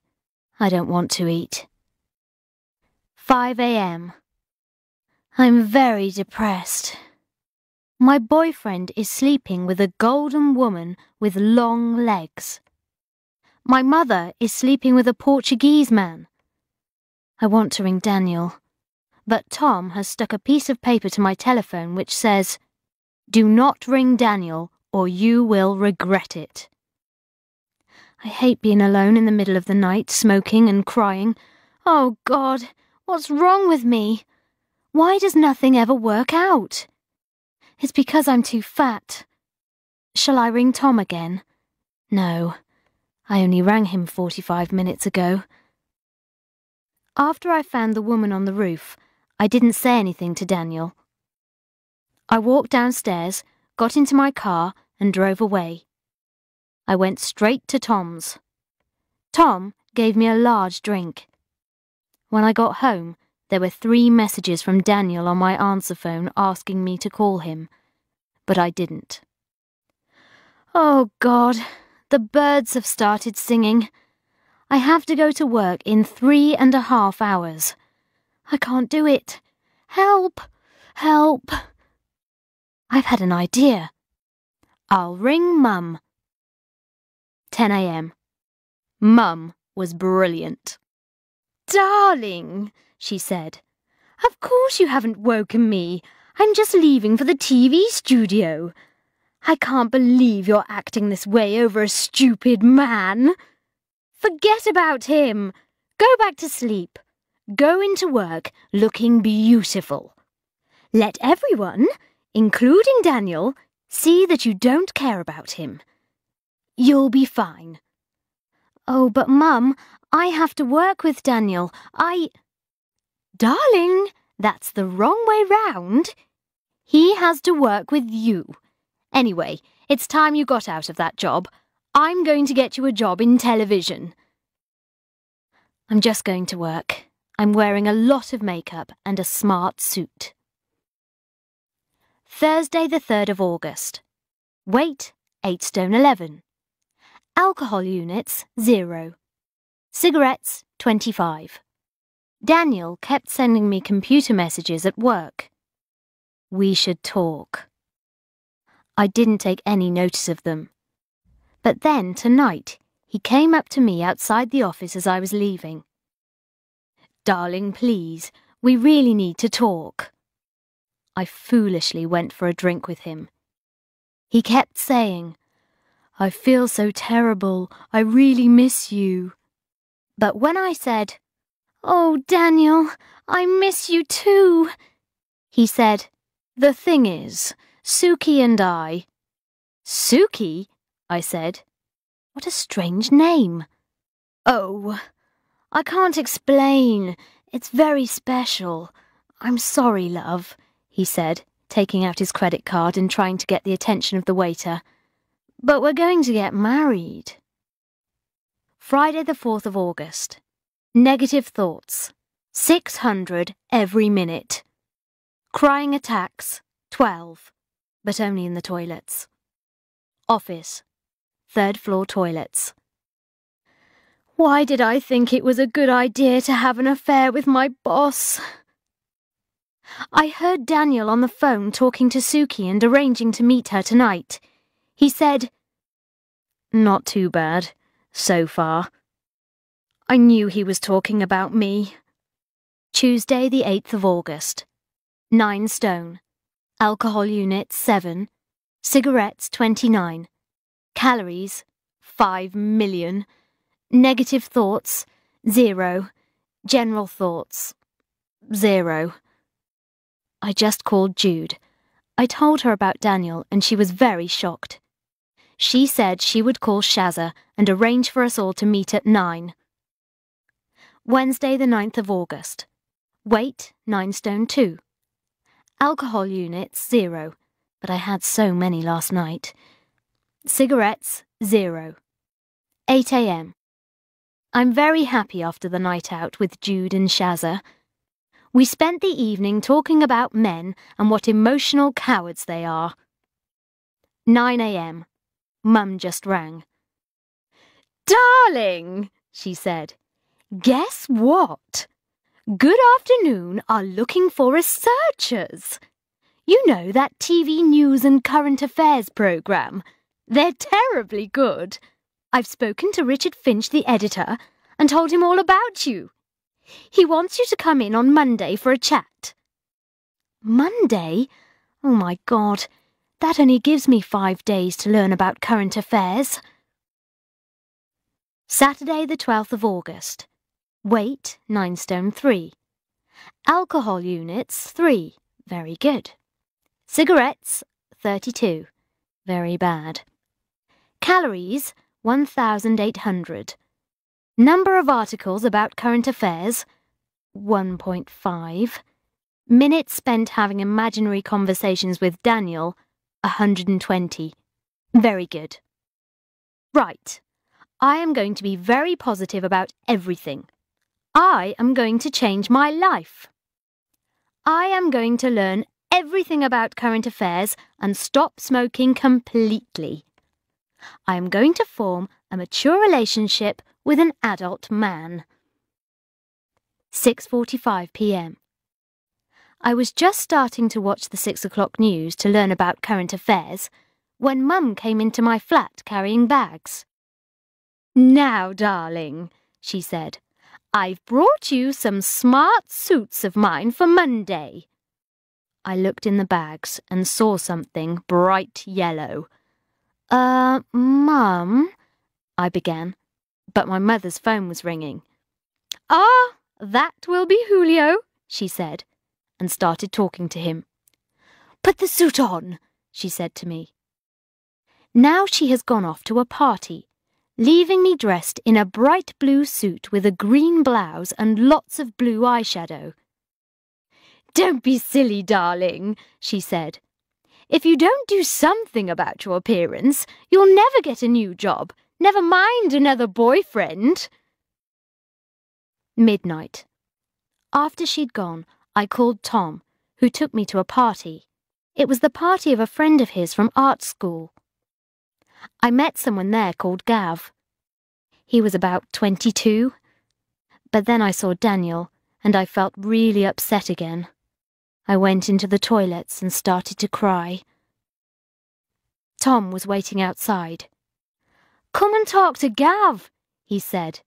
"He really likes you." But then he looked at my face and said, "Oh dear, I'll take you home." It's no good. When someone leaves you, you miss them very badly, and you feel that there's something wrong with you. They didn't want you, so you lose all your confidence. Sunday the 13th of August. I couldn't sleep last night, so I tried to read a magazine. There was a photo of Mark Darcy inside. It was in an article about London's 50 most eligible bachelors. The 50 richest unmarried men in London. Monday the 14th of August. I'm terrified about my interview with Good Afternoon. I've told Perpetua I have to go to the doctor's. Oh, the telephone is ringing. I can't believe it. It was Richard Finch's personal assistant. She had a South London accent and sounded very young. Richard Finch is away in Blackpool this morning, so the interview has been changed to Wednesday. Wednesday the 16th of August. I went to the interview. First I met Richard Finch's personal assistant, Patchouli. She was wearing cycle shorts and she had a nose ring. Several men were sitting round a table. Most of them were very young. But one of them was middle-aged with curly blonde hair. This was Richard Finch. He was talking to the young men excitedly. Suddenly, he looked at me. "You must be Bridget," he shouted.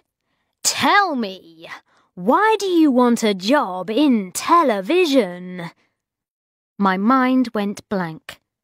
I couldn't think what to say. I couldn't remember anything about politics or current affairs. I have to leave my job because I slept with my boss," I said. There was a silence. Then Richard Finch started to laugh, and all the young men started to laugh as well.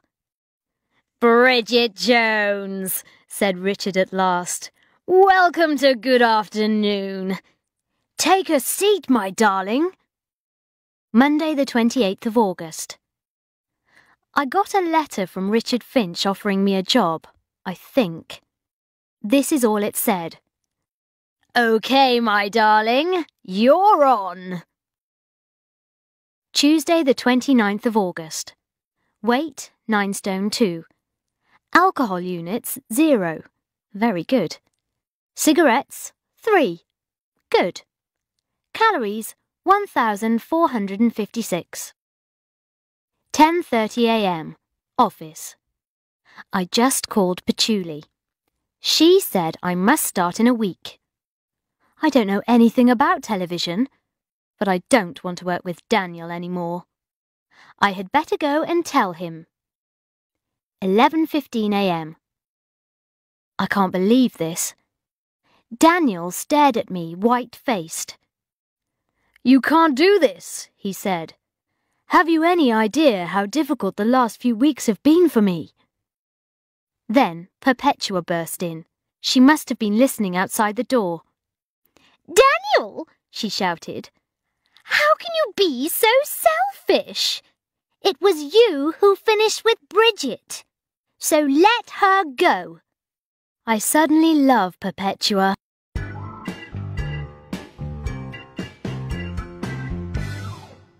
Chapter 9. September.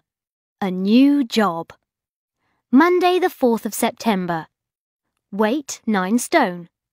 Alcohol units 0.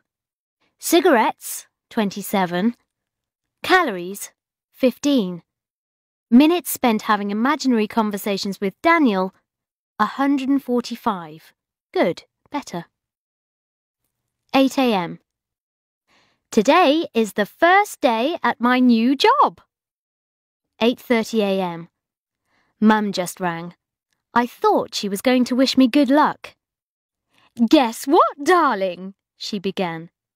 "Elaine and Malcolm have invited you to their Ruby wedding party.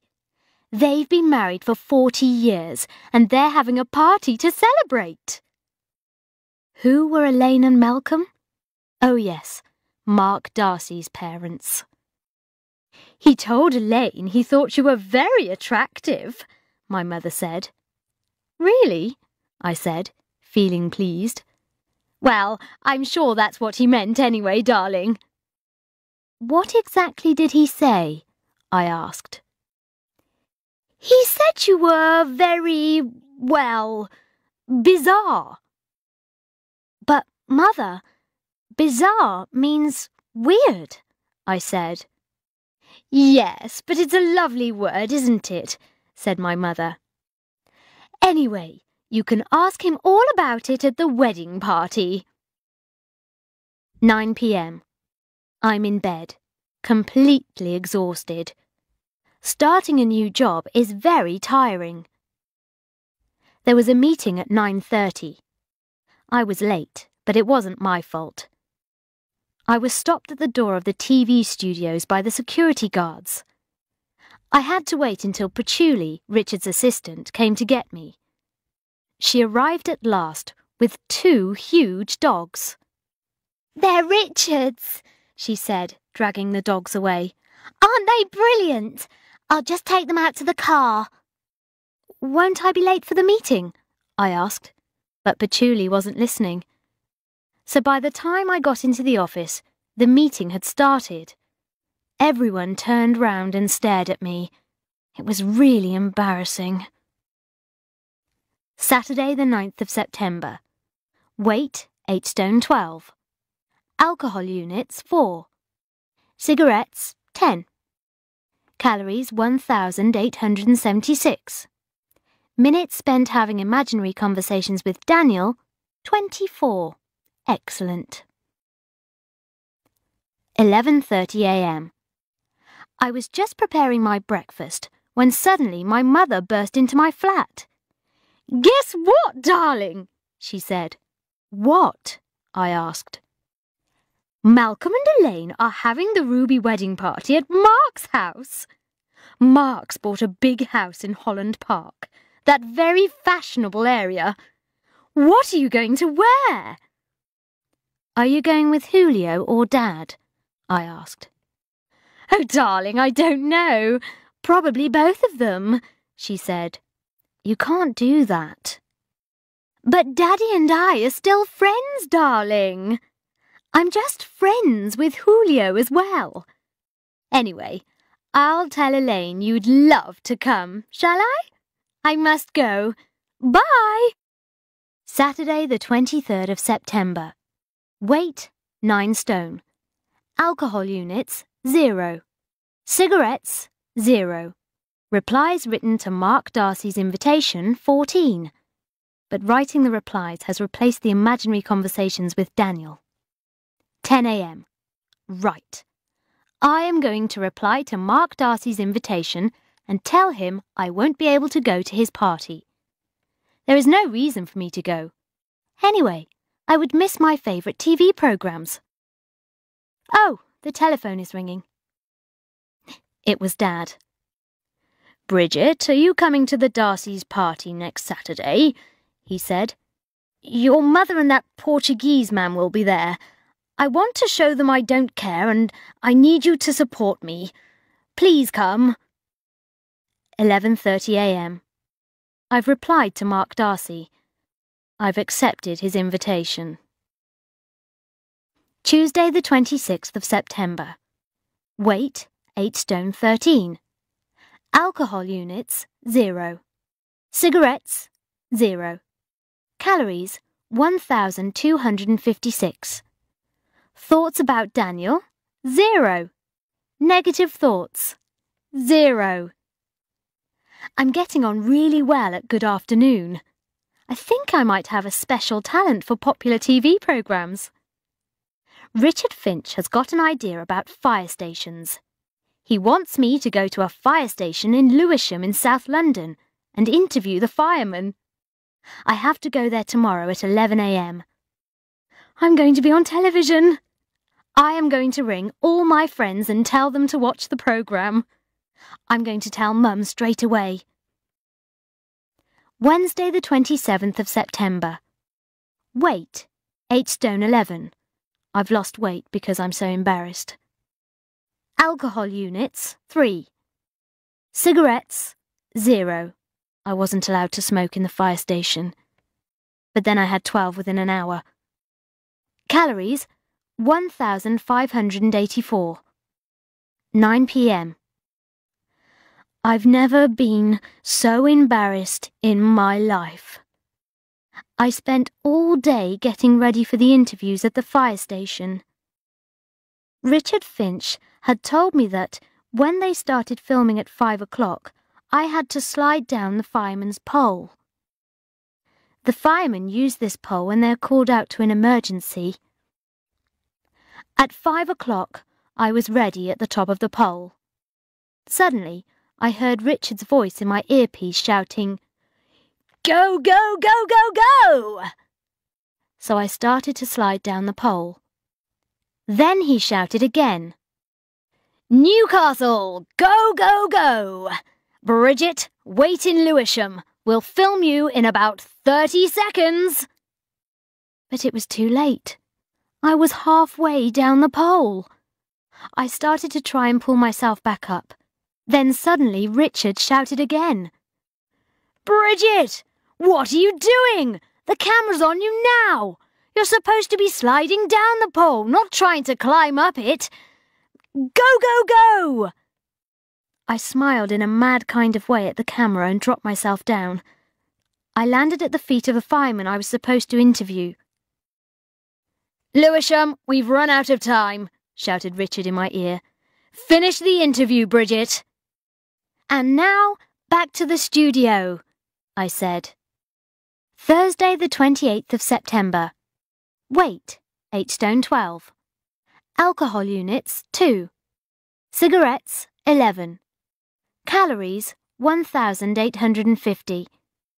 Job offers from fire stations and other TV stations, 0. Not really surprising. 11 a.m. Everyone is laughing at me. Everyone is saying, "And now, back to the studio." They all think it's very funny. Patchouli came up to me. "That fireman pole idea was really brilliant," she said. "Now, back to the studio." I'm so depressed. I thought I'd found something I was good at, but I'm no good at anything. Not men, not social skills, not work, nothing.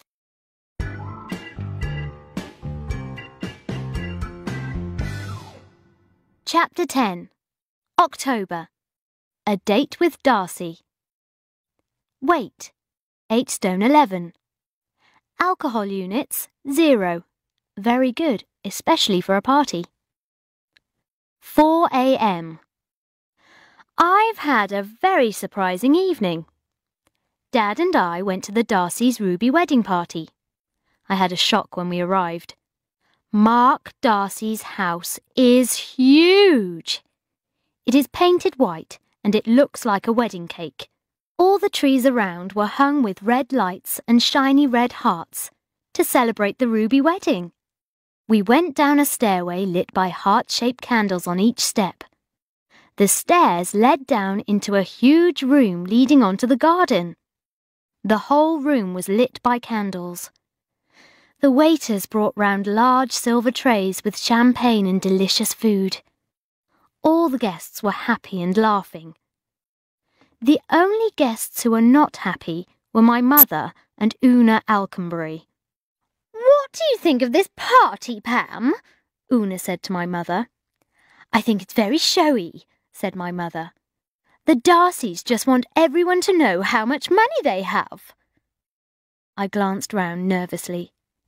There, very near us, was Mark Darcy. He must have heard everything. I started to say something, but he walked away. It was time for dinner. The guests stood in a line, waiting to be shown to their seats. Mark Darcy was standing just in front of me. "Hi," I said. I was sorry about my mother's rudeness, and I wanted to make the situation better. Mark looked round, but then he looked away. "Hi," I said, in a louder voice. He turned round again. "Oh, hi. I'm sorry, I didn't see you," he said. "It's a great party," I said. "Thanks for inviting me." Mark stared at me for a moment. "Oh, I didn't invite you," he said. "My mother invited you." He turned round and went away.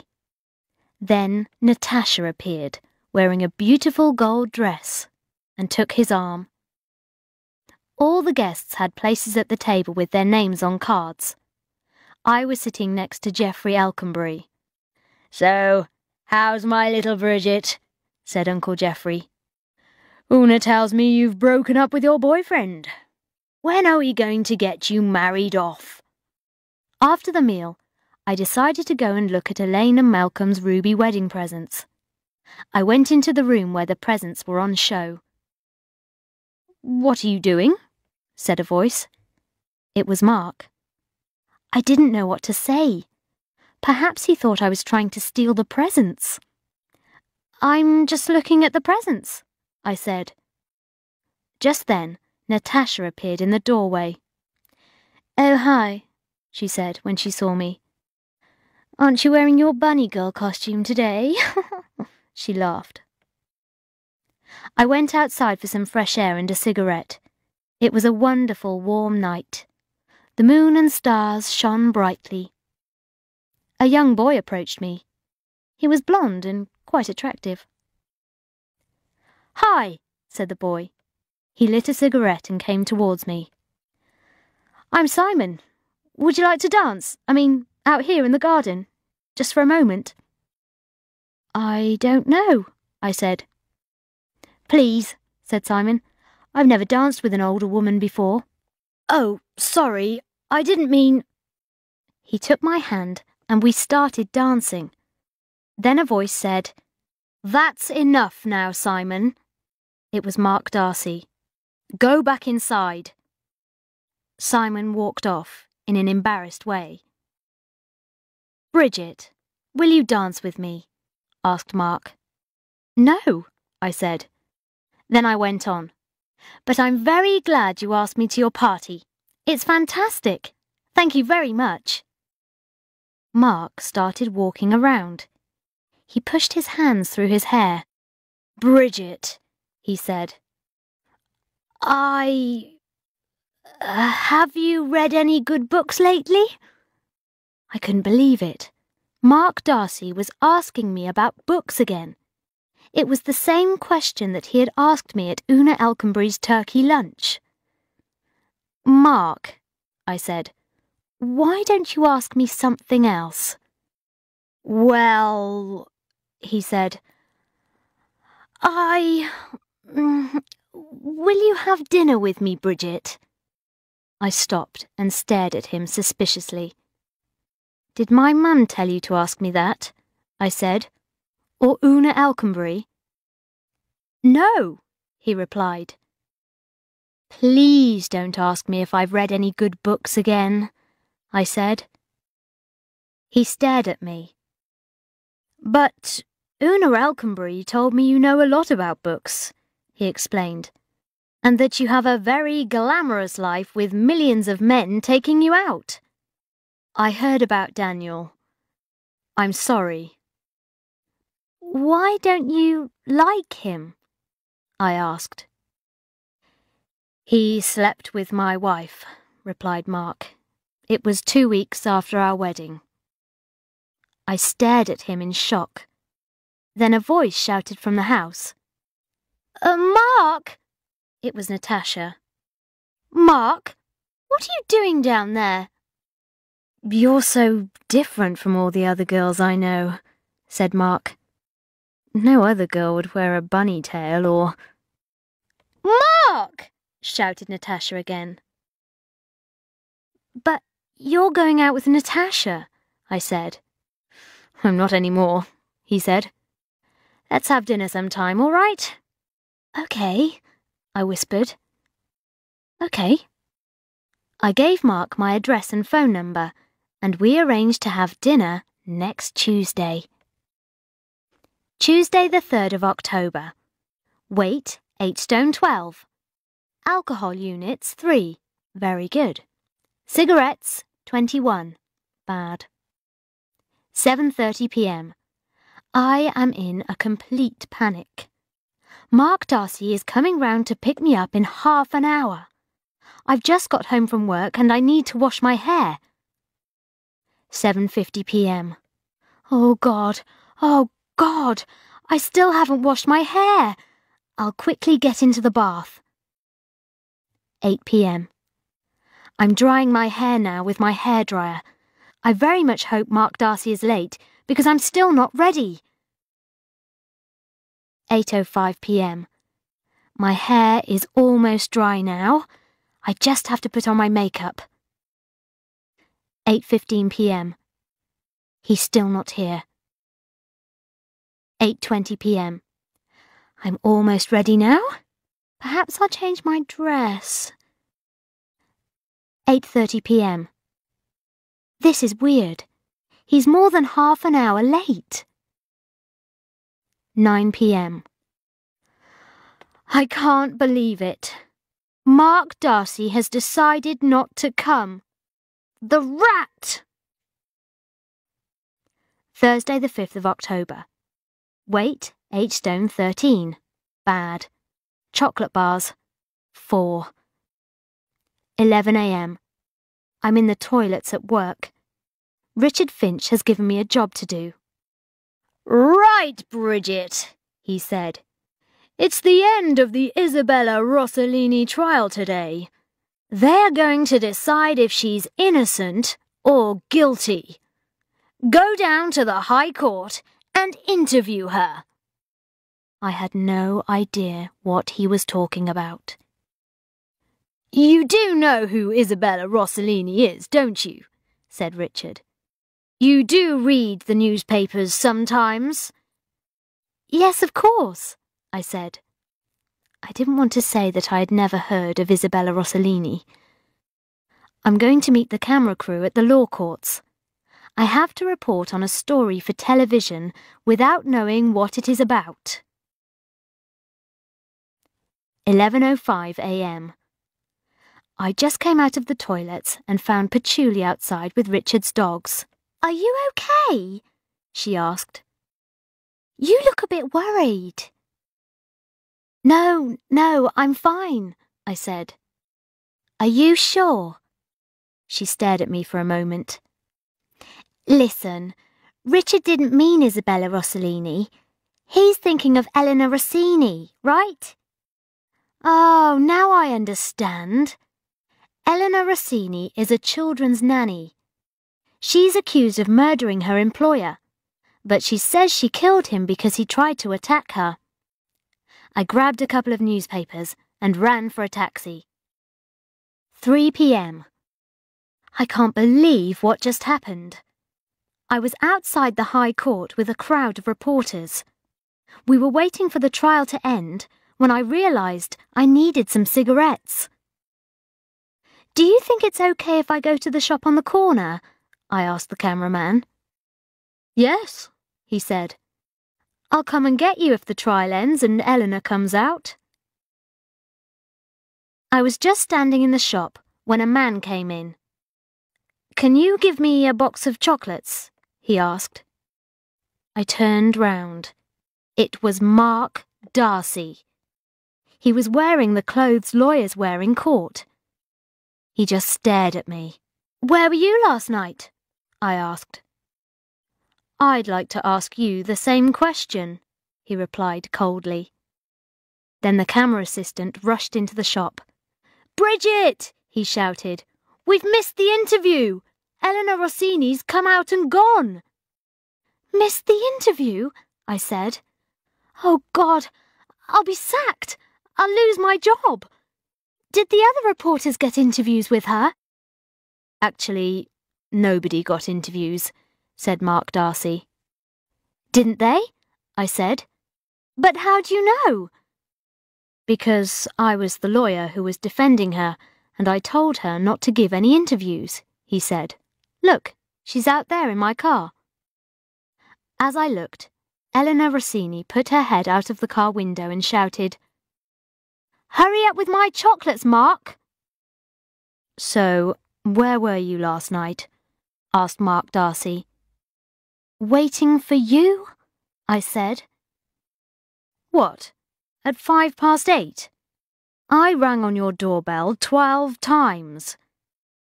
Yes, I was drying my hair. Do you have a big noisy hairdryer?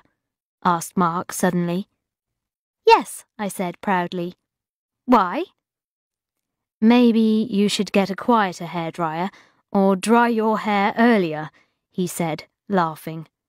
Come on, get your cameraman. I'll see what I can do for you. Oh, God, how embarrassing. I feel like such an idiot. 9 p.m. I'm so happy. Thanks to Mark, I was the only reporter to get an interview with Eleanor Rossini. My interview was broadcast on the Good Afternoon programme today. I recorded it, and I've watched it 5 times. Friday the 6th of October. Weight, 9 stone. Alcohol units, 6. Number of times I have checked to see if Mark Darcy has called, 21. Number of times I have watched video, 9. 9 p.m. Mum rang tonight to talk about the Darcy's Ruby wedding party. She kept saying how marvellous Mark Darcy was. I keep hoping Mark might ring me up and ask me for another date after what happened with the hairdryer. Maybe I should write him a note to say thank you for the interview and sorry about the hairdryer. Friday the 13th of October. Weight, 9 stone 3. Alcohol units, 0. Calories, 0. Oh, God, I'm so lonely. There's a whole weekend in front of me with no one to have fun with. But I don't care. I've got some nice food in my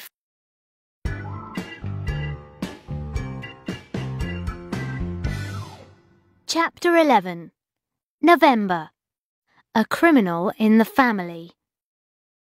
Wednesday the 1st of November. Weight, 8 stone 13. Alcohol units, 2. Very good.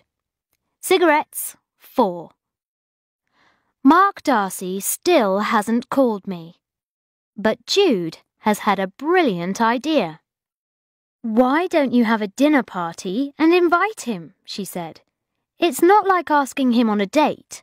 All your friends will be there. Friday the 3rd of November. Weight, 9 stone 2.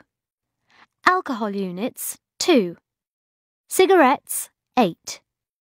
Calories, 5,245.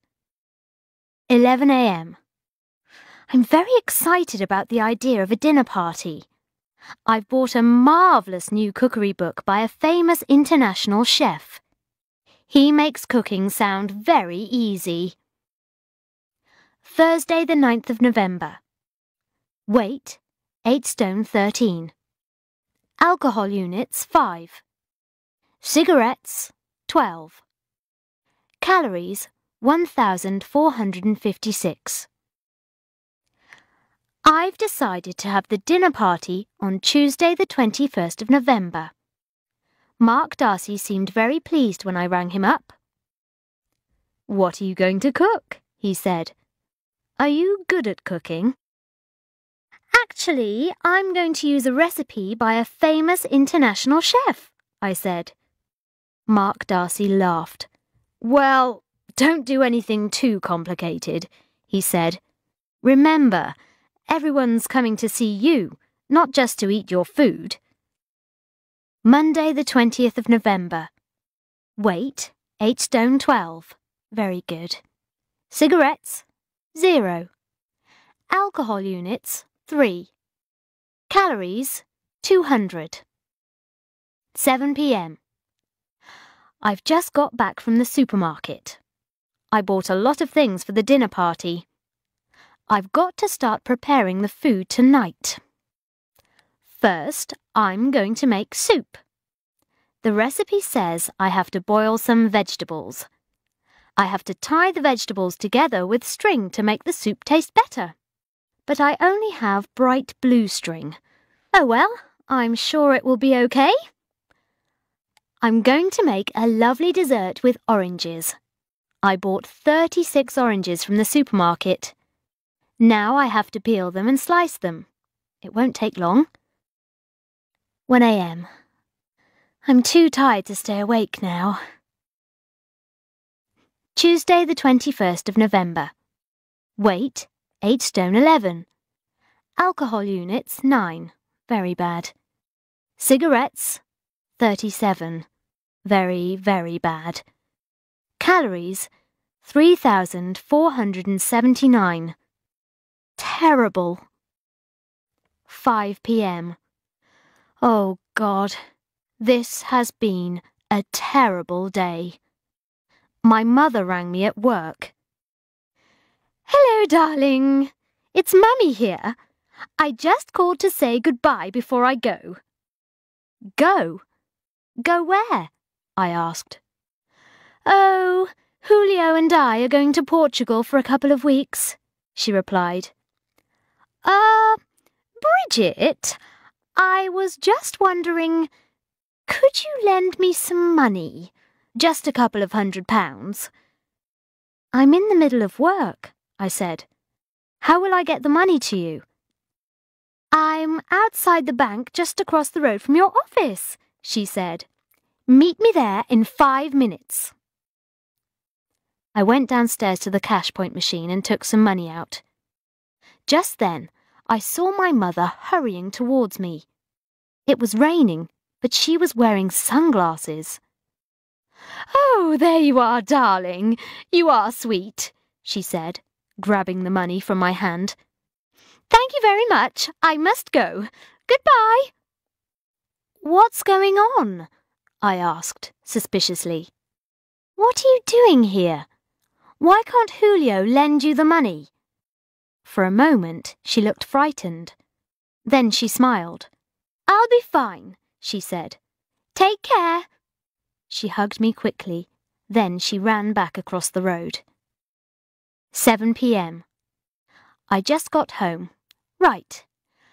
I must keep calm. I'll put the soup in the pan with the vegetables tied with string. 8:30 p.m. Everything is going very well. The guests are all in the living room. Mark Darcy brought champagne and a box of chocolates. 8:35 p.m. Oh my God. I just looked in the pan. The dye has come off the string and coloured the soup. Now the soup is bright blue. 9 p.m. I love my friends. They didn't mind about the blue soup. Mark Darcy said that there is nothing wrong with blue food. 9:30 p.m. Mark Darcy and Jude came into the kitchen and helped me make a big omelette with eggs and fried potatoes. At least the orange dessert will be good. 10 p.m. I am very disappointed. The orange dessert tasted like marmalade. I have failed at cooking. After all the time and money I've spent on this meal, I have served my friends with blue soup, omelette, marmalade. I didn't think things could get any worse, but after the meal was cleared away, the phone rang. It was Dad. "I'm sorry, Bridget. I'm afraid there's been some rather bad news." "What?" I asked. "Your mother and Julio are wanted by the police." 2 a.m. I'm in a single bed in Una and Jeffrey Alconbury's spare room. When Dad told me the news about Mum and Julio, I was very shocked. "What's happened?" I asked. "I'm afraid they have stolen money from a large number of people," Dad explained, "including myself and some of our closest friends. Your mother may have to go to prison." "Oh my God! What did they do?" "Julio pretended that he owned some timeshare apartments in Portugal. Your mother persuaded our friends to buy the apartments.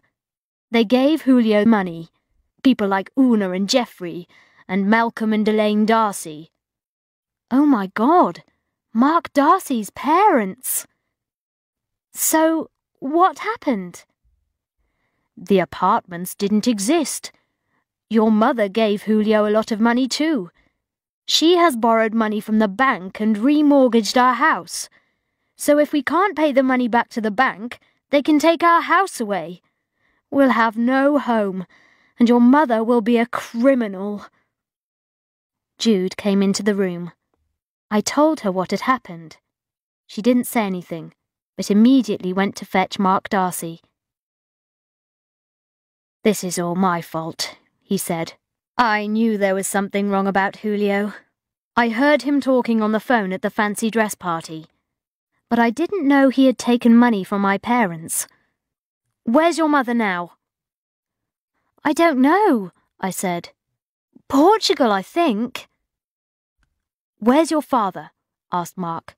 "Would you like to go to him?" "He's at Una and Jeffrey Alconbury's place," I said. Mark and I drove up to the Alconburys' house. Several of our friends were also there. They were eating sandwiches and drinking wine and discussing what to do. Mark walked around making phone calls. It was terrible, but it was also rather exciting. Wednesday, the 22nd of November. Weight, 8 stone 10. Alcohol units, 3. Cigarettes, 27. Calories, 5,671.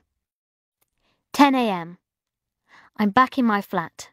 I didn't get any sleep last night, and now I've got to go to work. Richard Finch will be angry, because I'm late. Mark Darcy went back to London very early in the morning. I left a message on his answer phone saying thank you for helping. Una and Jeffrey told me not to worry about Dad because they will look after him. Saturday, the 25th of November. Weight, 9 stone. Alcohol units, 2. Cigarettes, 3. Calories, 4,567. Thank God. Dad has had a phone call from Mum. She said not to worry and that she was safe. The police checked the line and found out that she was calling from Portugal. I'm going to see Dad this afternoon. I wish Mark Darcy would ring. 1 p.m. Just as I was leaving, Mark Darcy called. He was ringing from Portugal. He said the police there have found Mum. Mark thinks she won't have to go to prison because she didn't know what Julio was doing. The police haven't found Julio yet. Mum is coming back tonight, but she will have to go straight to a police station for questioning. Sunday, the 26th of November. Weight, 9 stone 1. Alcohol units, 0. Cigarettes, 1. Calories, 188. It's been a terrible day. Dad and I went to the airport to meet Mum this evening. 2 policemen were with her. Dad and I thought that Mum would feel ashamed because of what had happened, but she wasn't ashamed at all. "Let me go," she kept saying to the policeman. "I'm back in Britain now. I don't want everyone to see me with the police." "You have to go with them, Mum," I said. "You have to find out if they are going to arrest you." At last Mum got into the back of the police car, and it drove away. Monday the 27th of November. Weight, 9 stone 1. Alcohol units, 0. Cigarettes, 50. Hours of sleep, 0. 9 a.m. I'm completely exhausted. Dad and I waited at the police station last night for 2 hours. At last we heard Mum's voice coming along a corridor. "Yes, that's right. It's me. I'm on Suddenly Single every morning. Would you like me to sign my name for you?" She came round the corner. There was a policeman with her, and she was wearing his helmet. "Aren't they going to arrest you?" I asked. "Don't be silly, darling," she said, looking at the policeman, who turned red. "Of course they're not going to arrest me." "So what happened?" I asked her when we were in the car. "Oh, it was just a silly problem," said Mum. "The Portuguese authorities wouldn't give us planning permission to build the apartments, but we had a super holiday." "Where is Julio?" I asked suspiciously. "Oh, he stayed behind in Portugal." We went back to Una and Geoffrey Alconbury's. Everyone looked angrily at Mum. So she decided to go straight to bed. Then the phone rang for Dad. "That was Mark Darcy," said Dad. "He's still in Portugal. He's made a deal with Julio, and he's got some of the money back." Everyone was very happy and very grateful to Mark Darcy.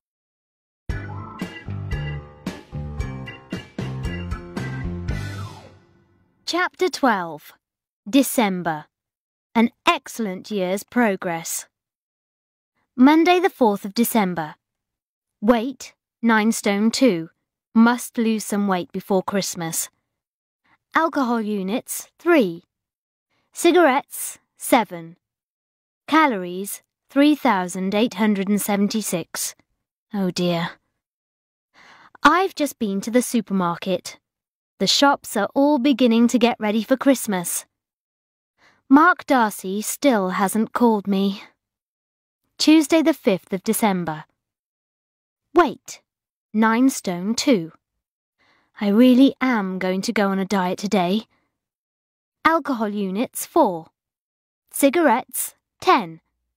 Calories, 3,245. Better. Mark Darcy still hasn't called. Maybe he is too good to go out with me. I should go out with someone else. For example, Daniel. I just called Shazza. She said I must not go out with Daniel again. 2 a.m. Why hasn't Mark Darcy called me? Why? Why? Friday the 8th of December. Weight, 9 stone 5. Alcohol units, 4. Good. Cigarettes, 12. Excellent. Christmas presents bought, 0.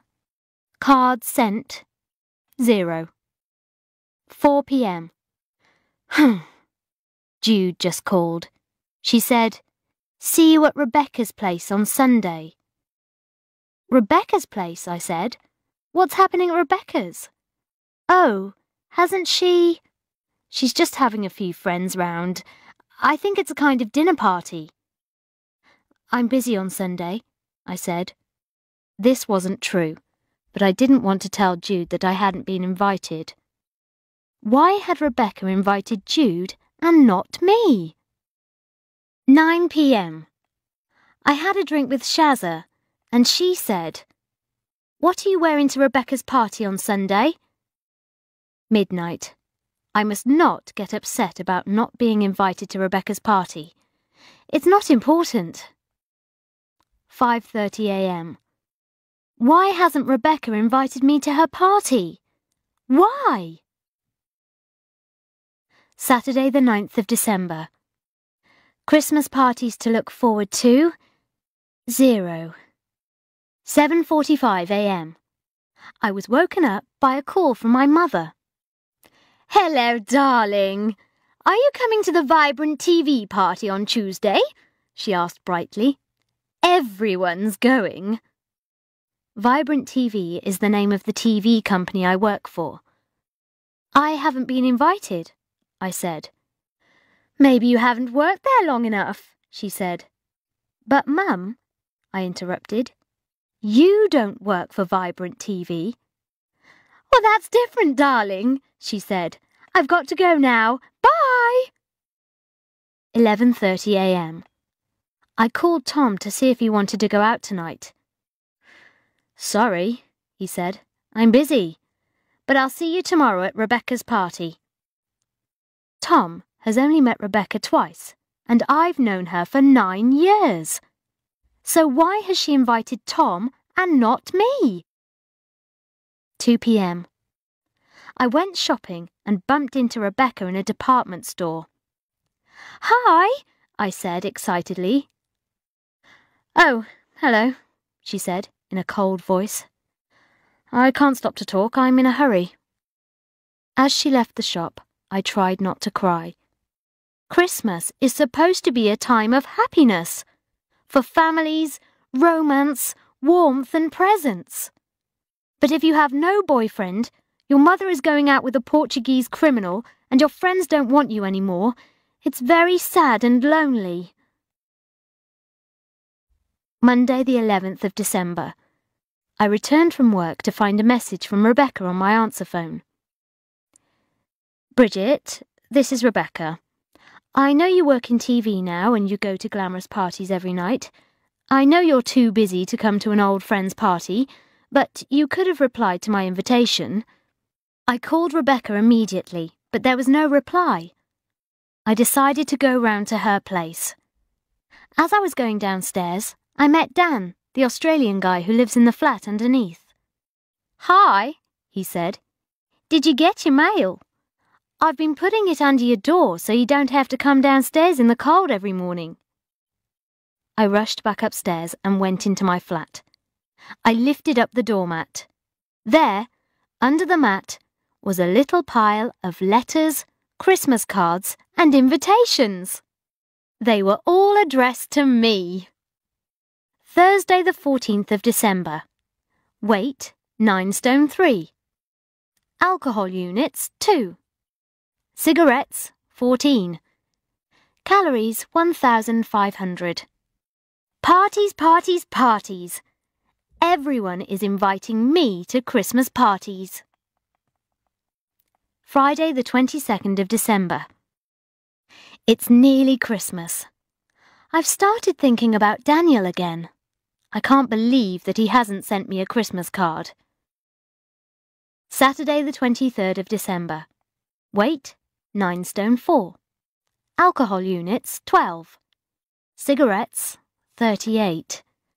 Calories, 2,976. 6:45 p.m. Oh, God, I'm so lonely. Even Jude has forgotten about me. She's with vile Richard tonight. 7 p.m. Jude called me. She was crying. Jude is coming round. She'll be here by 7:30. Vile Richard has gone back to his old girlfriend. 8 p.m. Daniel just called. He was very drunk. I love you, Jones, he said. I've made a terrible mistake. Stupid Suki made of plastic. I'm coming round. Midnight.